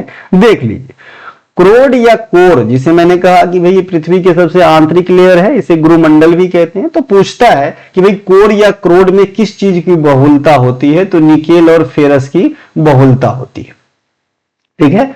नेक्स्ट क्वेश्चन है हमारा स्तंभ 1 का 2 से मिलान करना है आपको। कांची के कैलाशनाथ का मंदिर, अजंता की गुफाएं, है ना। कांची का कैलाशनाथ का मंदिर कहां पर रहेगा? कांची साउथ में है, इसका मतलब ये महाराष्ट्र के कैलासा मंदिर की बात तो बिल्कुल नहीं हो रहा है ना। अजंता की गुफाएं कहां पे है? ये महाराष्ट्र में। ये होल अभिलेख, दुग्गी अभिलेख, देखिए अपने आप में ये सभी मैच करके ही मैं दिया हूं, सामने सामने ऐसे मिला दीजिए, ये सही अपने आप में मैच है, ठीक है मेरे भाई। नीचे लिख दिया हूं, सभी का मिलान सही किया गया है। कांचीपुरम स्थित कैलाशनाथ का मंदिर का निर्माण कौन करवाया था? तो पल्लव शासक नरसिंह वर्मन सेकेंड ने करवाया था। इसे ध्यान रखेंगे, इसे ध्यान रखेंगे। एक आपसे और पूछा जाता है कि भाई बृहदेश्वर मंदिर जो तंजौर तमिलनाडु के अंदर है, जिसे राज राजेश्वर मंदिर भी कहा जाता है ना, राज राजेश्वर टेम्पल या मंदिर भी कहा जाता है, इसका निर्माण राजराज प्रथम ने करवाया था। राजराज प्रथम, ये चोल शासक थे ना, ये चोल शासक थे। राजराज प्रथम चोला ने तंजौर में बृहदेश्वर मंदिर का निर्माण करवाया था। कांचीपुरम में कैलाशनाथ मंदिर का निर्माण नरसिंह वर्मन सेकेंड जो पल्लव वंश के थे ने करवाया। महाराष्ट्र में एलोरा की गुफा में कैलाश मंदिर का निर्माण राष्ट्रकूट शासक श्री कृष्णा प्रथम ने करवाया था। राष्ट्रकूट शासक का जो अपना फाउंडर है उनका नाम है दंती दुर्गा, और इनका राजधानी था भाई मान्यखेट, है ना, मान्यखेट। तो इन्हें भी ध्यान रखेंगे राष्ट्रकूट का। पल्लव वंश के संस्थापक सिंह विष्णु हुए। पल्लव वंश की राजधानी कांचीपुरम थी। सिंह विष्णु के शासन अवधि के दौरान कृति जूर्नियम 10 कुमार चतिम के लेखक भारवी हुए, है ना। इनके अलावा मत विलास प्रहसन, इनके लेखक है महेंद्र वर्मन प्रथम, जो एक प्रकार के पल्लव शासक हैं, इनको ध्यान रखेंगे। ये किताब का नाम डायरेक्ट ही पूछता है, मत विलास प्रहसन के लेखक कौन है? तो ये है आपके पल्लव शासक महेंद्र वर्मन प्रथम, ठीक है। जैसे आमुक्त माल्याद पूछता है कृष्णदेव राय, है ना। उसके अलावा हर्षवर्धन के जो नागानंद रत्नावली प्रदर्शिका है कौन लिखे हैं? तो ये कुछ जो शासक हुए उन्होंने भी लेख लिखे और काफी पॉपुलर लिखे, तो ये भी आपके एग्जाम में पूछे जाते हैं। नरसिंह वर्मन प्रथम भी पल्लव वंश के प्रमुख शासक हुए, जिन्होंने बातापी कोंडा का उपाधि धारण करा, है ना। इसे ममल्लापुरम नामक शहर बसाया था कौन? नरसिंह वर्मन प्रथम। हेनसांग जिसे यात्रियों का राजकुमार कहा जाता था, जो हर्षवर्धन के शासनकाल में भारत आया था और दक्षिण भारत के इन्होंने यात्रा किया था। तो दक्षिण भारत की यात्रा हेनसांग जो है नरसिंह वर्मन प्रथम, जो एक प्रकार का पल्लव शासक हुए, इन्हीं के काल में दक्षिण भारत कहिए या फिर कांची का यात्रा कहिए, दोनों में से कोई भी शब्द इस्तेमाल कर सकते हैं। हर्षवर्धन गए थे दक्षिण भारत या कांची, तो उस समय नरसिंह वर्मन प्रथम का शासन चल रहा था वहां पे, जो पल्लव शासक था। और जब हेनसांग इंडिया आया था तो हर्षवर्धन का शासन चल रहा था। ठीक है, काफी कंफ्यूजिंग हो जाता है कभी कभी कि भाई हर्षवर्धन और हेमसांग दोनों हौ से नाम है ना, तो दिक्कतें हो जाता है। वैसे आपका नाम पता चल जाता है, हर्षवर्धन इंडियन मूल का नाम है, हेमसांग इनका नाम जो है चैनिक जैसे लग रहा है। इनके अलावा महाराष्ट्र में अजंता की गुफा में, जिसमें 29 गुफा है, अजंता की गुफा में कितने हैं 29 गुफा, और एलोरा की गुफा में कितने गुफा है 34 गुफा। ये दोनों बात ध्यान रखना, यहां से भी क्वेश्चन काफी बार आया है। देखिए जो महाराष्ट्र के अजंता की गुफा 29 गुफाओं का समूह है, ये सभी के सभी बौद्ध धर्म को रिलेट करता है, बौद्ध धर्म से जुड़ा हुआ है। ठीक है भाई, इसे ध्यान रखेंगे। गुप्त वंश के संस्थापक श्री गुप्त, परंतु वास्तविक संस्थापक चंद्रगुप्त प्रथम हुए, इसे भी ध्यान रखेंगे। और ये जो अजंता की गुफा है ये गुप्तकालीन गुफा है, इसीलिए गुप्त वंश का फाउंडर बताना जरूरी समझा। ये होल अभिलेख संस्कृत भाषा में कवि रवि कीर्ति के द्वारा लिखा गया। अगर अभी ये होल अभिलेख के राइटर कौन है तो कवि रवि कीर्ति। ठीक है, और ये किसकी वर्णन या किसकी महिमा को गाता है तो चालुक्य शासक पुलकेशिन द्वितीय को जो है बताता है ना। इसके अलावा चालुक्य वंश के प्रमुख शासक पुलकेशिन द्वितीय ने हर्षवर्धन को नर्मदा नदी के तट पे हराया था, कब 618 ईस्वी में। ठीक है, चालुक्य वंश के संस्थापक जय सिंह है ना, ये बादामी के चालुक्य के संस्थापक है जय सिंह, बेंगी के चालुक्य के संस्थापक है विष्णुवर्धन, और कल्याणी के चालुक्य के संस्थापक है ताइलप सेकेंड। तो सबसे ज्यादा जो एग्जाम में आता है वो ताइलप द्वितीय आता है। भाई चालुक्य के संस्थापक कौन है, ऑप्शन में एक यही रहता है ताइलप सेकेंड, बाद बाकी ये ना रहे तो ये भी रह सकता है और ये भी रह सकता है। दुग्गी अभिलेख का संबंध काकतीय राजवंश से है। इस वंश के प्रमुख कौन है, रुद्रमा देवी। काकतीय वंश के संस्थापक कौन है, बेट्टा राजू या बेताराज। चोल वंश का राजकीय चिन्ह क्या है भाई, बाघ है ना, चोल वंश के बाघ। चेर वंश का राजकीय चिन्ह है धनुष और तीर, और पांड वंश का राजकीय चिन्ह है मछली। मौर्य वंश का राजकीय चिन्ह है मयूर। गुप्त वंश का राजकीय चिन्ह है गरुड़। ये ध्यान रखना। ठीक है, इसके अलावा नेक्स्ट है हमारा, नेक्स्ट क्वेश्चन है SNDT महिला विश्वविद्यालय, जिसका फुल फॉर्म होगा श्रीमती नाथीबाई दामोदर ठाकर से महिला विश्वविद्यालय, जो भारत का पहला महिला विश्वविद्यालय था। इसकी स्थापना का श्रेय किसे दिया जाता है, आंसर है DK कर्वे, घोंडो केशव कर्वे।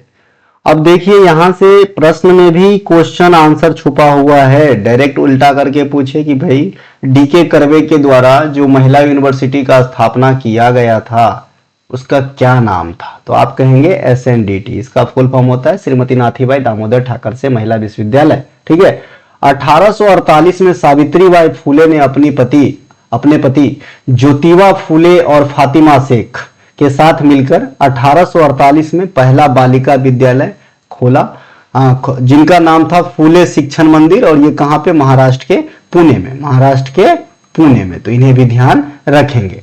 अब यहां से क्वेश्चन आने वाले समय में टॉप का बन जाएगा, क्योंकि ऑप्शन में ही नहीं रहेगा। आपसे पूछेगा कि भारत में पहली बालिका के लिए है ना स्कूल या विद्यालय खोलने वाले निम्नलिखित में से कौन थे, वहां पे ना तो सावित्रीबाई फूले जी का नाम रहेगा, ना ज्योतिबा फूले साहब का नाम रहेगा, ऑप्शन में फातिमा शेख रहेगा, और आपको मारना होगा।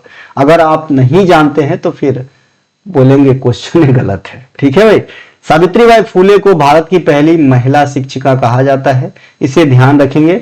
ज्योतिबा फूले ने 1873 में सत्य शोधक समाज का स्थापना करा था, है ना, और मराठी भाषा में इन्होंने एक लेख लिखा जिनका नाम है गुलामगिरी। ये पुस्तक है मराठी भाषा की, है ना। इनके अलावा DK कर्वे साहब भारत में पहली महिला यूनिवर्सिटी 1916 में स्थापित किए, और इस यूनिवर्सिटी का नाम SNDT था, है ना। और ये भी कहां पे, महाराष्ट्र के पुणे में, यानी पहली बालिका विद्यालय फूले साहब के द्वारा महाराष्ट्र के पुणे में, और पहले महिला यूनिवर्सिटी जो SNDT है ना, DK कर्वे साहब के द्वारा, ये भी पुणे के अंदर।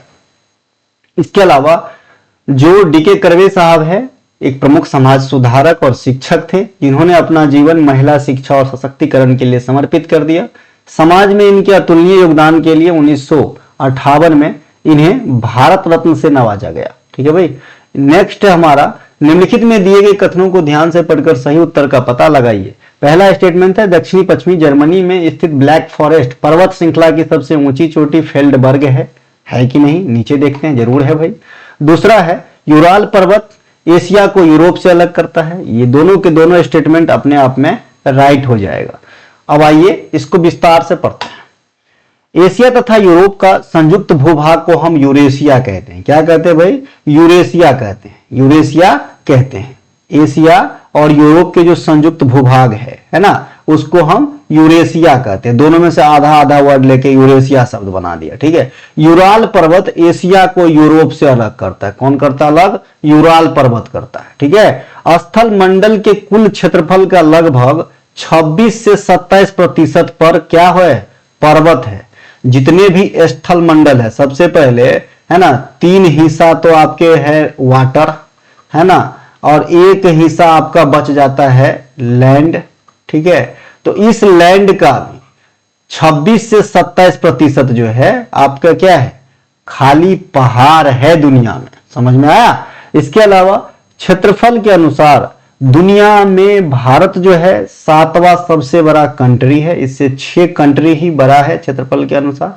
भारत विश्व में कुल क्षेत्रफल का लगभग 2.4% अपने हिस्सा में रखता है, जिसमें मैदानी भाग 43% है, जैसे उत्तर प्रदेश, बिहार, ये सब मैदानी भाग में आता है।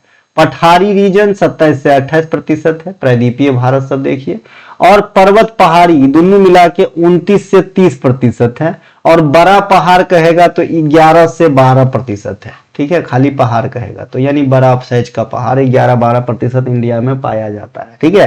पर्वत और पहाड़ी सब मिला के 29-30%, मैदान 43% और पठार 27 से 28%। VVI कर लेना, आए समय जो है ये लैमलाइट में रहता है, पूछा जाता है मतलब, ठीक है। इसके अलावा जम्मू और कश्मीर में भारत का सबसे बड़ा पर्वतीय क्षेत्र है। अगर ओवरऑल पूरे इंडिया में सबसे ज्यादा पर्वत है तो वो पर्वतीय क्षेत्र है तो आप कहेंगे J&K में, ठीक है। हिमालय कैसा पर्वत है भाई? हिमालय नवीन श्रेणी का पर्वत है, नया पर्वत है, जवान पर्वत है। हिमालय पर्वत का निर्माण कैसे हुआ है? इंडियन प्लेट और यूरेशियन प्लेट। अभी मैंने आपको बताया यूरेशिया किसे कहते हैं? यूरोप और एशिया का जो है कंबाइंड रूप को अपन जो है यूरेशियन कहेंगे, ठीक है। तो इनकी दोनों कंबाइंड भूमि की प्लेट और इंडियन प्लेट जब टकराया, है ना, तो भाई जो है हिमालय का निर्माण हुआ, ठीक है भाई। हिमालय की जगह पे पहले क्या था? सबको पता है, टेथीज सागर हुआ करता था, टेथीज सागर हुआ करता था, ठीक है। कैसा पर्वत है हिमालय? बलित पर्वत, नवीन पर्वत का उदाहरण है। अब देखिए यहां पे हिमालय से एक क्वेश्चन आता है कि हिमालय को उत्तर से दक्षिण कितने भागों में बांटा गया है? तो हिमालय को जो है उत्तर से दक्षिण अपन 4 भागों में बांटे हैं, है ना। उत्तर से दक्षिण 4 भागों में बांटे हैं हिमालय को। ये कौन कौन से हैं? ट्रांस हिमालय, ट्रांस हिमालय, इसी कौन सा भाई? ट्रांस हिमालय। इसे परा हिमालय भी कहते हैं और ये सबसे नॉर्थ वाला भाग है, ठीक है। बृहत हिमालय 2 नंबर पे आता है। तीसरे नंबर पे मध्य हिमालय आता है, मध्य हिमालय, मध्य हिमालय। और चौथे नंबर पर शिवालिक, इसे बाहरी हिमालय भी कहते हैं या फिर दक्षिणी हिमालय भी कहते हैं, दक्षिणी हिमालय भी कहते हैं या फिर नवीन हिमालय भी कहते हैं, कुछ भी कह सकते हैं शिवालिक को, क्योंकि ये सबसे दक्षिण साइड में स्थित है, नवीन है ये सबसे, ठीक है भाई। नवीन बनावट है, मतलब हिमालय खुद ही नवीन है, उसमें भी सबसे नवीन बनावट शिवालिक श्रेणी की है, ठीक है। तो ये हिमालय की 4 है। हिमालय नदी के आधार पर भी 4 भागों में बांटा गया है, पंजाब हिमालय, कुमायूं हिमालय, नेपाल हिमालय और असम हिमालय। पंजाब हिमालय आपके सतलज से, है ना, सतलज नदी, है ना, सतलज नदी और सिंधु नदी के बीच के क्षेत्र को बोलते हैं, है ना। इसी प्रकार से सिंधु से सतलज, सतलज से काली, काली से तीस्ता और तीस्ता से दिहांग, इस प्रकार से आप बांटेंगे पंजाब हिमालय, कुमायूं हिमालय, नेपाल हिमालय और असम हिमालय को। तो हिमालय नदी के आधार पे बात करेंगे तो ये वेस्ट टू ईस्ट बंटवारा दर्शाता है, ठीक है। और ऐसे अगर आप बात करेंगे तो ये ट्रांस हिमालय, बृहत हिमालय, मध्य हिमालय, शिवालिक, तो ये उत्तर से दक्षिण बंटवारा दर्शाता है, ठीक है भाई। ये चीज मैंने बता दिया। यहाँ पे है विश्व की 3 सबसे ऊंची पर्वत चोटी जो है, सबसे ऊंची तो माउंट एवरेस्ट है, दूसरा है K2 गॉडविन ऑस्टिन और तीसरा है कंचनजंगा। ये तीनों हिमालय और काराकोरम रेंज की जो है पर्वत है, मतलब चोटी है, ठीक है। भारत का प्योर भारत का सबसे ऊंचा चोटी कहेगा तो ये कंचनजंगा है जो सिक्किम में है और इसकी हाइट कितनी है? 85-86 मीटर, ठीक है। तो इसे भी ध्यान रखेंगे। नोट, विश्व में समुद्र तल से सबसे कम ऊंचाई पर स्थित देश कौन है? मालदीव। मालदीव जो है समुद्री लेवल से सबसे जो है कम ऊंचाई पर स्थित है, इसीलिए मालदीव की कई जगह जो है आए दिन डूबते रहते हैं, है ना। सभी एशियाई देशों में क्षेत्रफल के हिसाब से मालदीव सबसे छोटा कंट्री है और ये लक्षद्वीप के दक्षिण में स्थित है और इसकी राजधानी माले है। भारत में समुद्र तल से सबसे निचला स्थान केरल के अलपुझा है ना, ये समुद्र तल से सबसे निचला स्थान है केरल के अलपुझा जो भारत में है, ठीक है। इसके अलावा विश्व का सबसे ऊंचा सक्रिय ज्वालामुखी जो है अर्जेंटीना सीमा पर है, चिली अर्जेंटीना के सीमा पे है। इसका नाम है ओजस डेल सलाडो, जिसकी ऊंचाई 6893 मीटर है। यह एंडीज पर्वत श्रृंखला में आती है और ये दुनिया की सबसे बड़ी पर्वत श्रृंखला है। कौन? एंडीज। भाई हिमालय दुनिया की सबसे बड़ी पर्वत श्रृंखला नहीं है, उनकी चोटी सबसे ऊंची है माउंट एवरेस्ट, ठीक है भाई। ये सबसे बड़ी श्रृंखला नहीं है, सबसे बड़ी श्रृंखला एंडीज पर्वत श्रृंखला है। भारत की अरावली पर्वत श्रेणी जो है, अरावली रेंज जो है, यह प्राचीन बलित पर्वत का उदाहरण है जो वर्तमान में जो है अवशिष्ट के रूप में है, रेसिडुअल माउंटेन के रूप में, ठीक है। पहले कभी बलित पर्वत रहा था। ये दुनिया में सबसे प्राचीन पर्वत रेंज माना जाता है, ठीक है भाई, इसे ध्यान रखेंगे। अगर आपसे कोई कहे कि भाई जो अरावली है ये किस काल का है, तो आप कहेंगे प्री कैम्ब्रियन काल का है। कौन से काल का है? प्री कैम्ब्रियन काल का है। अगर आपसे कहे कि भाई अरावली की संरचना कैसा है, किसकी बनावट कैसी है, तो क्वार्ट्ज, नीस और शिस्ट जैसे रूपांतरित चट्टानों से बना है। इसका विस्तार कौन कौन से स्टेट में है, तो गुजरात, राजस्थान, इसके अलावा आपके दिल्ली में भी हो जाएगा। गुजरात, राजस्थान, हरियाणा से लेकर के दिल्ली तक है और इसकी लंबाई लगभग 692 किलोमीटर है अरावली रेंज की। अरावली की जो सर्वोच्च पीक है इसका नाम है भाई, है ना, गुरु शिखर, और इस गुरु शिखर का जो हाइट है ये 1722 मीटर है, इसे ध्यान रखेंगे। पर्वतों के अध्ययन को क्या कहा जाता है? ओरोलॉजी कहा जाता है। क्या कहा जाता है? ओरोलॉजी। श्रीलंका की सबसे ऊंची चोटी ये पूछा जाता है पिद्रुत लुगला, जिसे माउंट पेड्रो के नाम से जानते हैं। कभी कभी ऑप्शन में फिर पेड्रो भी रह सकता है। खागोजी राजी ये म्यांमार की सबसे ऊंची चोटी है। भूटान का सबसे ऊंचा चोटी गंखर पुनसुंग, पाकिस्तान वगैरह का तो जानते ही हैं, तो इसीलिए यहाँ पे बताना उचित नहीं समझा। इनके अलावा ब्लैक हिल, ब्लू हिल और ग्रीन हिल ये पर्वत श्रृंखला है जो कहाँ पे है? यूएसए के अंदर है। ये तीनों जब भी पूछता है एक ही जैसे, एक ही, ब्लैक हिल, ब्लू हिल, ग्रीन हिल, ये कहाँ पे है? तो कहेंगे अमेरिका में है। जबकि ब्लैक फॉरेस्ट जो है ये जर्मनी में है। ये क्या है? एक विशाल घना जंगल और पर्वतीय रूप है, ठीक है भाई। इसके अलावा दून जो है ये निम्न हिमालय और शिवालिक पर्वत श्रेणी, आगे शिवालिक कहेंगे तो समझ में आ जाना चाहिए कि भाई ये हिमालय के सबसे आउटर यानी दक्षिणी भाग है। तो निम्न हिमालय और शिवालिक श्रेणी के बीच स्थित लंबवत घाटी है, इसे क्या कहते हैं? दून, जैसे देहरादून। जबकि दो पहाड़ों और पहाड़ियों की जो बीच की नीचे वाली भाग होते हैं उसे वैली कहा जाता है ना, वैली। इसके अलावा स्तंभ 1 से 2 को मिलान करना है। 100 ड्रमों का त्योहार है, इसे किसे कहा जाता है भाई? 100 ड्रमों का त्योहार वांगला महोत्सव का कहा जाता है। फूलों का त्योहार बतुकुमा को कहा जाता है। त्योहारों का त्योहार हॉर्नबिल को कहा जाता है। डूबते हुए सूरज का त्योहार छठ होते हैं। तो ये सभी मिलान इसी प्रकार से कर लेना है। पहला है 100 ड्रमों का त्योहार, ये कहाँ पे होता है? तो ये मेघालय में होता है। इसे 100 ड्रमों का त्योहार कहा जाता है, वांगला महोत्सव को, है ना। और इसमें कौन से देवता की पूजा होता है? सूर्य देवता सालजोंग की पूजा की जाती है। और कौन से समुदाय मनाते हैं? गारो। देखो गारो, खासू, जयंतिया ये जनजातीय समुदाय है जो कहाँ पे? मेघालय में निवास करते हैं, ठीक है भाई। इसके अलावा मेघालय में ही दुनिया के सबसे ज्यादा अधिक वर्षा होती है। वो पार्टिकुलर जगह का नाम आपको याद करके बताना है कमेंट में। इसके अलावा फूलों का त्योहार तेलंगाना में महिलाओं के द्वारा मनाए जाने वाली मतुकुम्मा त्योहार को कहा जाता है। इस त्योहार में देवी गौरी की पूजा की जाती है। नागालैंड में दिसंबर की शुरुआत 10 दिन यानी 1 से लेकर के 10 दिसंबर तक जो है हॉर्नबिल का त्योहार मनाया जाता है और ये 2000 ईस्वी से आधुनिक फॉर्मेट में मनाया जा रहा है। त्रिपुरा में मनाए जाने वाली खर्ची पूजा को 14 देवी देवताओं की त्योहार कहा जाता है। राजस्थान में की जाने वाली प्रमुख नृत्य कलवेलिया को गुलाबो सपेरा, ये तो पहले ही क्वेश्चन में कर लिया था। बिहार में 4 दिनों तक मनाए जाने वाली छठ पूजा, डूबते हुए सूरज की पूजा की जाती है इसमें। इसके अलावा तमिलनाडु में मनाए जाने वाला मकर संक्रांति के समय प्रमुख पर्व पोंगल है ना। पोंगल का अर्थ उबालने का त्योहार है ना। पोंगल का अर्थ क्या होता है? उबालने से होता है ना। एक खिचड़ी जैसे मिट्टी के बर्तन में बनाते हैं और जब उबाल आते हैं ना तो सब पोंगालो पोंगल, पोंगालो पोंगल खड़ा होकर बोलते हैं, है ना। पोंगल जो है 4 दिन का त्योहार होता है। पहले दिन को भोगी पोंगल कहते हैं। इस दिन साफ सफाई होता है घर द्वार का और पुराने सामान को जो है आग वगैरह लगा के जला दिया जाता है। दूसरे दिन होता है सूर्य पोंगल, ये सबसे जो है मेन पोंगल का दिन होता है ना, सूर्य पोंगल सेकेंड दिन। तीसरे दिन होता है मट्टू पोंगल।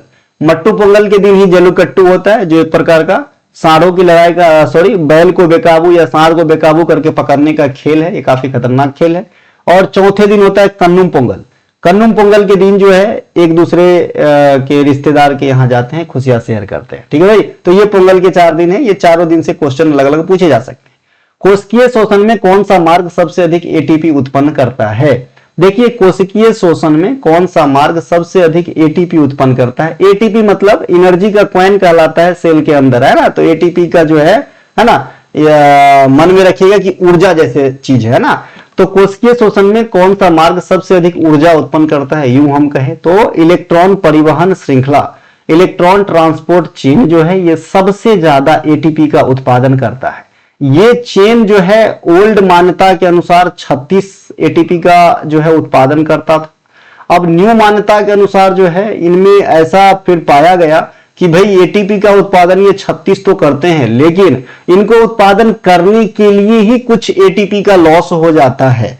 तो ऐसे केस में जो नई मान्यता है ये 30 से 32 एटीपी का उत्पादन होता है आपके कहां पे? इलेक्ट्रॉन परिवहन श्रृंखला के अंदर। तो अगर आपसे कहे कि कोशिकीय शोषण में, है ना, किस मार्ग में सबसे अधिक एटीपी का उत्पादन होता है, तो अभी तक भी यानी 30-32 होने के बावजूद भी सबसे अधिक यही उत्पादन करता है। इसका आंसर इलेक्ट्रॉन परिवहन श्रृंखला होगा, इलेक्ट्रॉन ट्रांसपोर्टेशन चेन होगा। अब ये इलेक्ट्रॉन ट्रांसपोर्टेशन चेन क्या होता है सेल के अंदर? तो ये क्या है भाई? यह माइटोकॉन्ड्रिया की आंतरिक झिल्ली है, इनर मेम्ब्रेन है ना। झिल्ली को मेम्ब्रेन कहते हैं, है ना। इनर मेम्ब्रेन है ना। और इनर मेम्ब्रेन में स्थित ये क्या है? एक प्रोटीन का जटिल कॉम्प्लेक्स है, ठीक है भाई, है ना। क्या? Electron transportation chain. तो अगर पूछे भाई ईटीसी क्या होता है, तो प्रोटीन कॉम्प्लेक्स होता है। कहां पाया जाता है? माइटोकॉन्ड्रिया के इनर लेयर, इनर मेम्ब्रेन में, ठीक है भाई। नेक्स्ट, एटीपी का फुल फॉर्म भी पूछा जाता है। एडोनाइजैन ट्राइफॉस्फेट होता है, ये ध्यान रखना है। यदि पर्यावरण में ऑक्सीजन की उपलब्धता में कमी हो जाए, है ना, पर्यावरण में ऑक्सीजन की उपलब्धता में कमी हो जाए, मान लीजिए ऑक्सीजन बहुत कम हो गया है, कभी ऐसा समय आएगा और आएगा ही, जिस हिसाब से चल रहा है दोनों लोगों का दिनचर्या, खाली बिल्डिंग बनाओ, पेड़ पौधे मत रोपो। तो जंतु कोशिका में वायु शोषण के इलेक्ट्रॉन परिवहन श्रृंखला सबसे अधिक प्रभावित होता है। अगर आपसे कोई पूछे भाई कि भाई अगर मान लीजिए ऑक्सीजन की शॉर्टेज हो गया तो ऑक्सी शोषण में, क्योंकि शोषण भी 2 प्रकार के होते हैं, एक ऑक्सी एक अनऑक्सी। अनऑक्सी मतलब जिसमें ऑक्सीजन की आवश्यकता नहीं होती है, और हम जो स्तनधारी लोग हैं या फिर जो अधिकांश प्राणी है और ऑक्सीजन के सहारे शोषण करते हैं, तो इस प्रकार के शोषण में सबसे ज्यादा बाधित क्या होगा? तो इलेक्ट्रॉन ट्रांसपोर्ट चेन प्रभावित होगा, ठीक है भाई। इसके अलावा जब शोषण की क्रिया ऑक्सीजन की उपस्थिति में होती है तो इसे ऑक्सी शोषण कहा जाता है। जैसा कि मैंने अभी कहा कि एक अनऑक्सी शोषण भी होता है जिसमें ऑक्सीजन की आवश्यकता नहीं होती है। अब देखिए ऑक्सी शोषण 2 चरणों से होकर गुजरता है। एक आपका, है ना, ग्लाइकोलाइसिस होता है और फिर आपका एक क्रेब्स चक्र होता है, ठीक है। तो यहां पे पहले हम ग्लाइकोलाइसिस को समझते हैं। ग्लाइकोलाइसिस यह साइटोप्लाज्म में संपन्न होती है। एक एक बात को ध्यान रखना, पूछ सकता है। पहले का जमाना गया कि शोषण में कितने प्रतिशत कार्बन डाइऑक्साइड वापस आता है, 4%, वो सब जमाना भूल जाओ, वैसे क्वेश्चन नहीं पूछता है।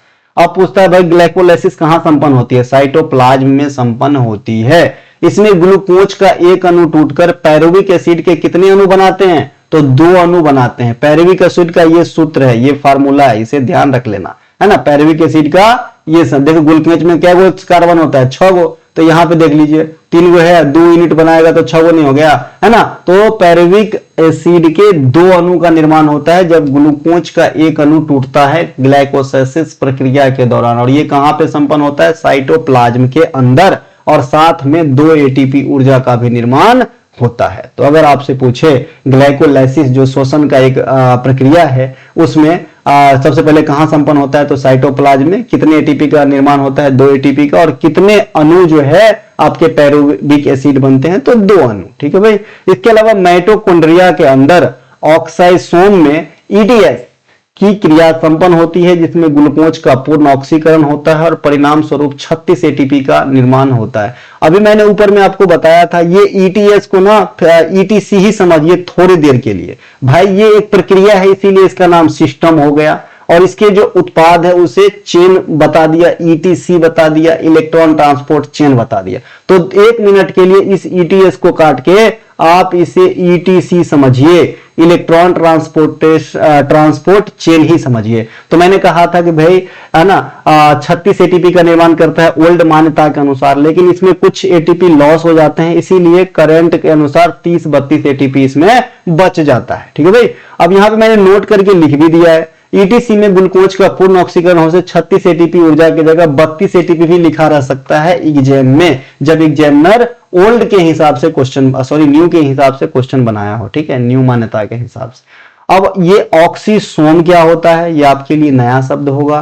तो ये माइटोकॉन्ड्रिया की आंतरिक झिल्ली, जो माइटोकॉन्ड्रिया होती है, उनके इनर मेम्ब्रेन पे मौजूद छोटे छोटे संरचनाएं डॉट होते हैं, जिसे ऑक्सीसोम कहा जाता है, जिसे ऑक्सीसोम कहा जाता है। ठीक है, अब आता है दूसरा चक्र, क्रेब्स चक्र। ये तो ग्लाइकोलाइसिस हुआ था, पायरुविक एसिड बना। ठीक है, अब आता है क्रेब्स चक्र, ये भी शोषण का ही पार्ट है।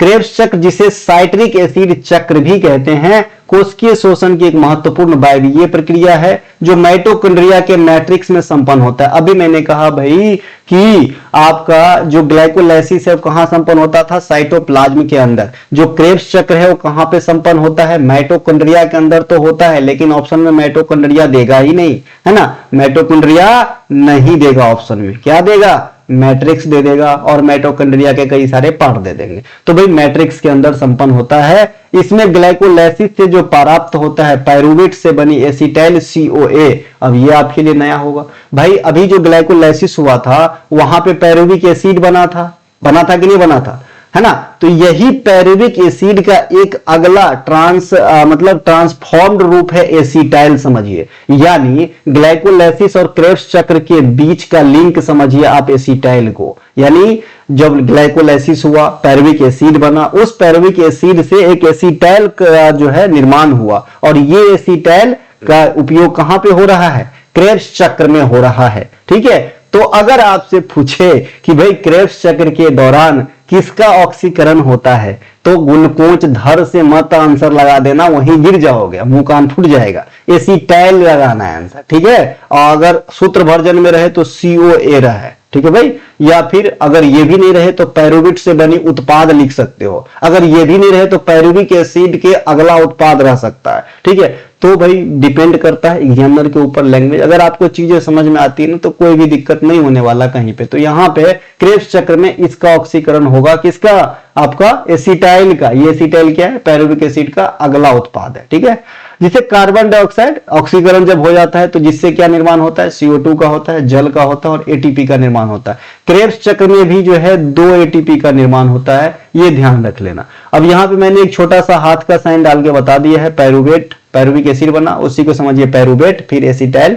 है ना, और ये एसिटाइल का ऑक्सीकरण क्रेब्स चक्र में हुआ, है ना।